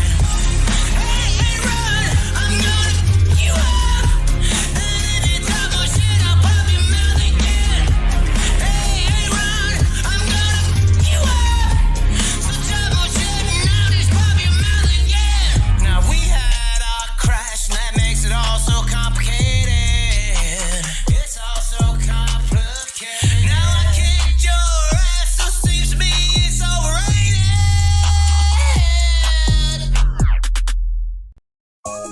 Are you ready? Let's go! I don't give a chili bowl coming, chili bowl coming, chili bowl, chili bowl, chili bowl coming. I got that north side with me, and I don't give a. I got that south side in me, and I don't give a. Yeah, the chili bowl is coming and you see you can't ignore it. Yeah, attention's on the track cause the action isn't boring. This is actually the best, not cup race that makes you snore. And their best attempt to wake you with a Bubba Wallace story. See, I'm rolling it high, rolling it low, rolling the cards, that's where it goes. Go for the pack, give us a last, go for the pass. And I'm chopping your nose and I'm chopping it low and I'm cutting your hose. I'm going all in for the drill I hold. If you take me out, I'll kick your ass unless you're taller than me though. But then there are those that don't work on the stuff, only there for fame, not the loyalty or love. Daddy put up the cash, better hurry up and make the cut. And that's a short story too, I don't give a Chili bowl coming, chili bowl coming, chili bowl, chili bowl, chili bowl coming. I got that east side with me, and I don't give a. I got that west side with me, and I don't give a.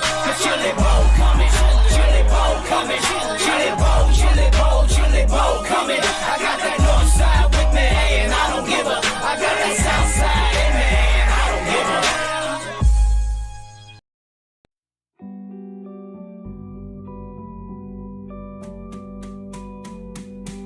Used to know you the most in racing days. Even then, you could still even win the race. I was a fast kid on that racy track, winning really quick and straight, whooping ass. You showed your worth and you had a plan. Car worked if it was in your hands. Wanted anything, you were jumping in, jumping in.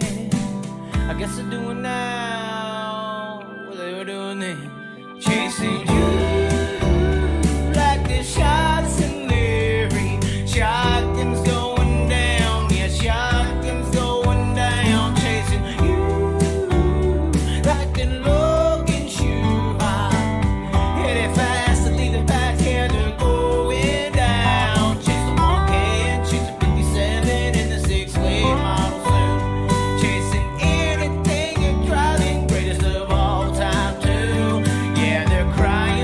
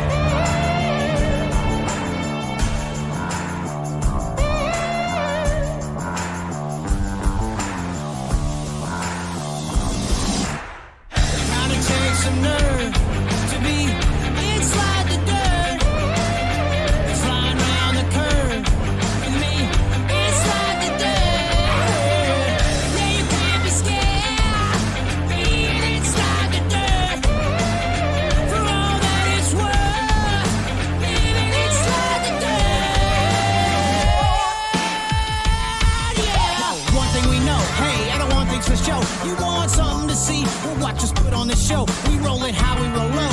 We don't settle for slow. You wanna get on our level? Well, just go get you a rope. You wanna strap in the seat? Then come on out in the scene. Strapping these cars on, no amateurs. To the nicest of shops, from the shades of the trees, from the stocks and the mods, to the beats with the wings, from the blacks to the sun, to the wolf and the king, from the 4 to the 1, and the 6 and the 3. We're the best there is, and the best to be. That's a hell of a live, and the rest in peace, and the rest in peace, and the rest in peace. It kinda takes some nerve to be inside the dirt. Slide round the curve with me inside the dirt. Yeah, you can't be scared being inside the dirt. For all that it's worth, living inside the dirt. Yeah, living inside the dirt. Yeah, kinda takes some nerve to be. It's a duel, boy. Out here in the desert. Or maybe more than that. You ready? Hey, the money, the fame, the rules of the game. Vegas is up and deserting the face. Sliding it off, we're tossing it in. Doing for luck in the city it's in. Giving it all, ripping the lip. Up on the wall, driving the gifts. Sliders for days with nowhere to wait. Cause up in the front is the ace of the spades. Up in the front is where we be. Up in the front is where they see. No numbers but number one, and that be me. Just winning, you wanna take what I have from every single money back. When 50K or 100 G's is on the line and up for grabs. It's a door, boy. Can you be about it? In the door, boy. Let's see what you have. It's a door, boy. Ain't no way around it. If you want it, you can do it. Go on, take the cash. It's a door, boy. Can you be about it? In the door, boy. Let's see what you have. It's a door, boy. Ain't no way around it. If you want it, you can do it. Go on, take the cash. It's a duel, son. Can you be about it? In the desert, son. Near the Caesar's palace. If you wanna run, go and get up out it. Or if you wanna get you some, see you in an alley. Dark and night, we shine for days. Rise and shine the bet we raise. Taking what you think and pour it out like in Chardonnay. Make them cry, increase the page. Blow the minds and take the stage. Taking what they tried for years and teach them like the lessons paid. It's a door, boy. Can you be about it? In the Talking about that bird, man, boy. Trying to get them old wings. I ain't worried about no cocoon, you know what I'm saying? like a bird, man, flying high in the flow. Hit it high on the cushion, drop it down really low like a bird, man. I try to fly out the way, but I ride inside when they made their mistake like a bird, man. You can call me Tanner Thorson, in a minute I can win it when you slip up off the corner like a bird, man. If you don't like the results, I'll show you both of my birdies like I end a round of golf. What's the bird, man? What's the name? Lincoln Park blood, New Candy paint. Trying to act tough, but no you ain't. Wishing, bitching all up in my Victor lane, but hey I bounce and hey I roll. There's not just one, but many more. Cause we the bird, man, we buzz the bunny. And we don't try to suckle unless you're honey. Hey, where you at, girl, and what you need? Or do you wanna follow or be the lead? When caterpillars crawl and don't believe, so butterfly them all and spread your wings like a bird, man. Flying high in the flow, hit it high on the cushion, drop it down really low like a bird, man. I try to fly out the way, but I ride inside when they made their mistake like a bird, man. You can call me Tanner Thorson, in a minute I can win it when you slip up off the corner like a bird, man. If you don't like the results, I'll show you both of my birdies like I end a round of golf like a bird, man. Flying high in the flow, hit it high on the cushion, drop it down really low like a bird.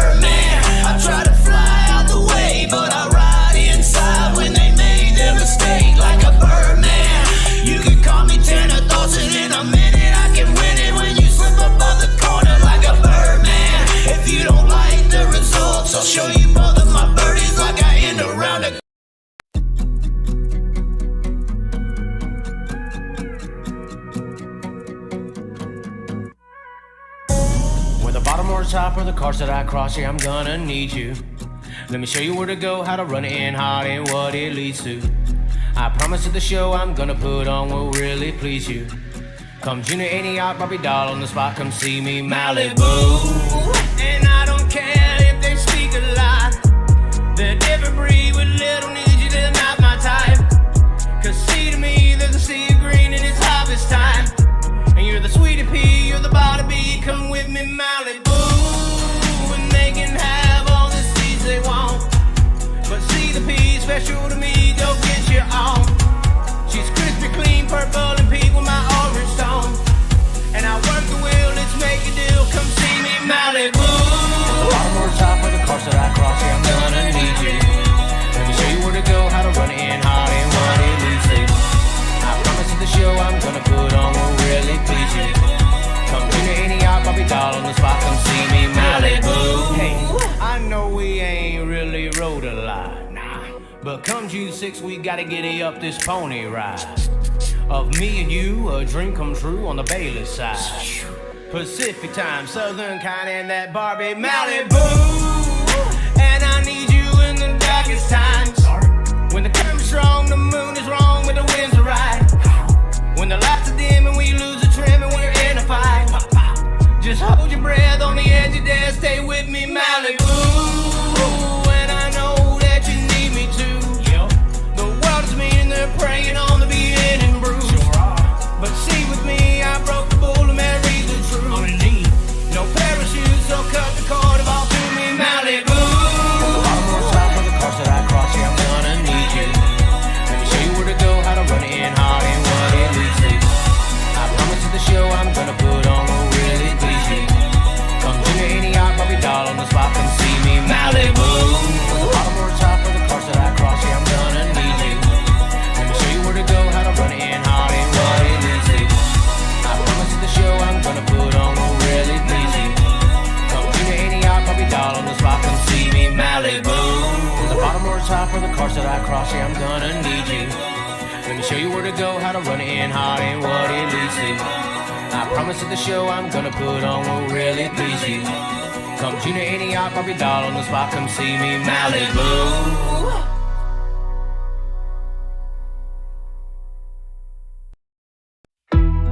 Hey, player one, let's go now. Well, I was walking down the street, yeah, walking the world. Then I slipped a little bit, slipped into a girl. And I liked how she is, and I like what I seen. Might be a little thick, but don't seem bad to me. Hey, I know what it is, this is where it all begins. With the way that I roam, and she don't wanna be friends. With a Malibu style and a Bobby Doll eyes. I've been here before, and things can get a little tight, hey. And even though I don't want her left alone, she always goes, I waste my time, my hope, my needs, my pleas, my debt and goals. You don't even know that you got me, babe. Do you? I waste my time, my hope, and my mind. Everybody got you all with me. Can you really not spare a change? Even though you got me, well, babe. the time is a place, and the place is the time to be Gary Ride at your place of mine. She says don't go, but I still wanna play a bit. Promises heavy, but I hit the road for the hell of it. Staying on green and playing for keeps, pushing forward my mind, I win the thing.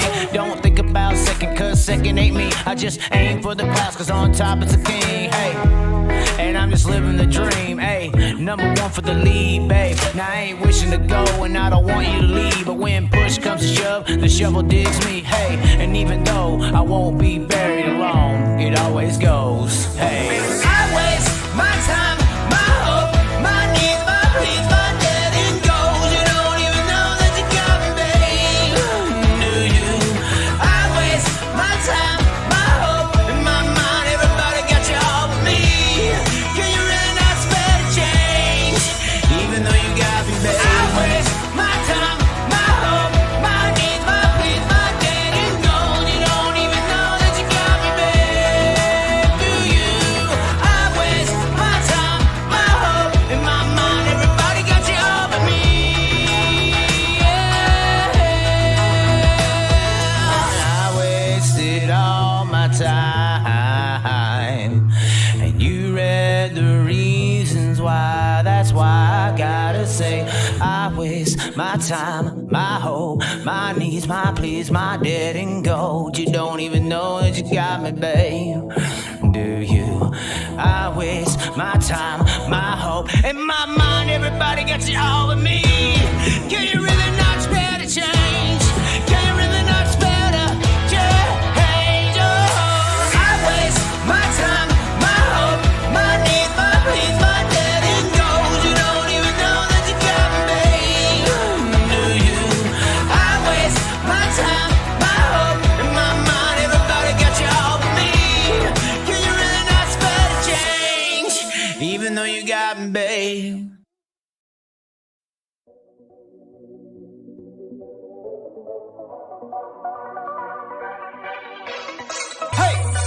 This is why we do it right here. It's time to rip the lip. Let's go. Let's get it. We call it Bristol Dirt Nationals. No invites are needed. It's the Bristol Dirt Nationals. Come on if you want. We call it Bristol Dirt Nationals. No invites are needed. Just come and get some if you want.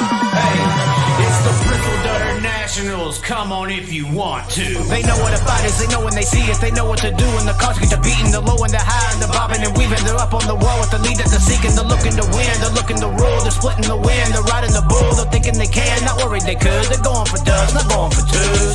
Do they really wanna falter? No, they wanna fight.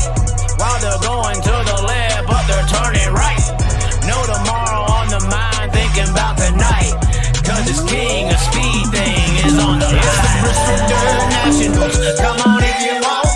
Driving from the feeling from the back up to the front. You can take it serious or get slid if you don't. It's the Bristol Dirt Nationals. Come on if you want. We call it Bristol Dirt Nationals. No invites are needed. If you want the best, we got it. Although some will be defeated. Got the best from grassroots and the rest from Cup 2. It's the Bristol Dirt Nationals. Come on if you want to. Hey, come on if you want to. You are free to partake. All you need is a mentality to come up in this house. And if you're walking in, you better pack a lunchbox, boy. Because, hey, it's the Bristol Dirt Nationals. Come on if you want. Driving from the feeling from the back up to the front. You can take it serious or get slid if you don't. It's the Bristol Dirt Nationals. Come on if you want. We call it Bristol Dirt Nationals. No invites are needed. If you want the best, we got it. Although some will be defeated. Got the best from grassroots and the rest from Cup 2. It's the Bristol Dirt Nationals. Come on if you want to.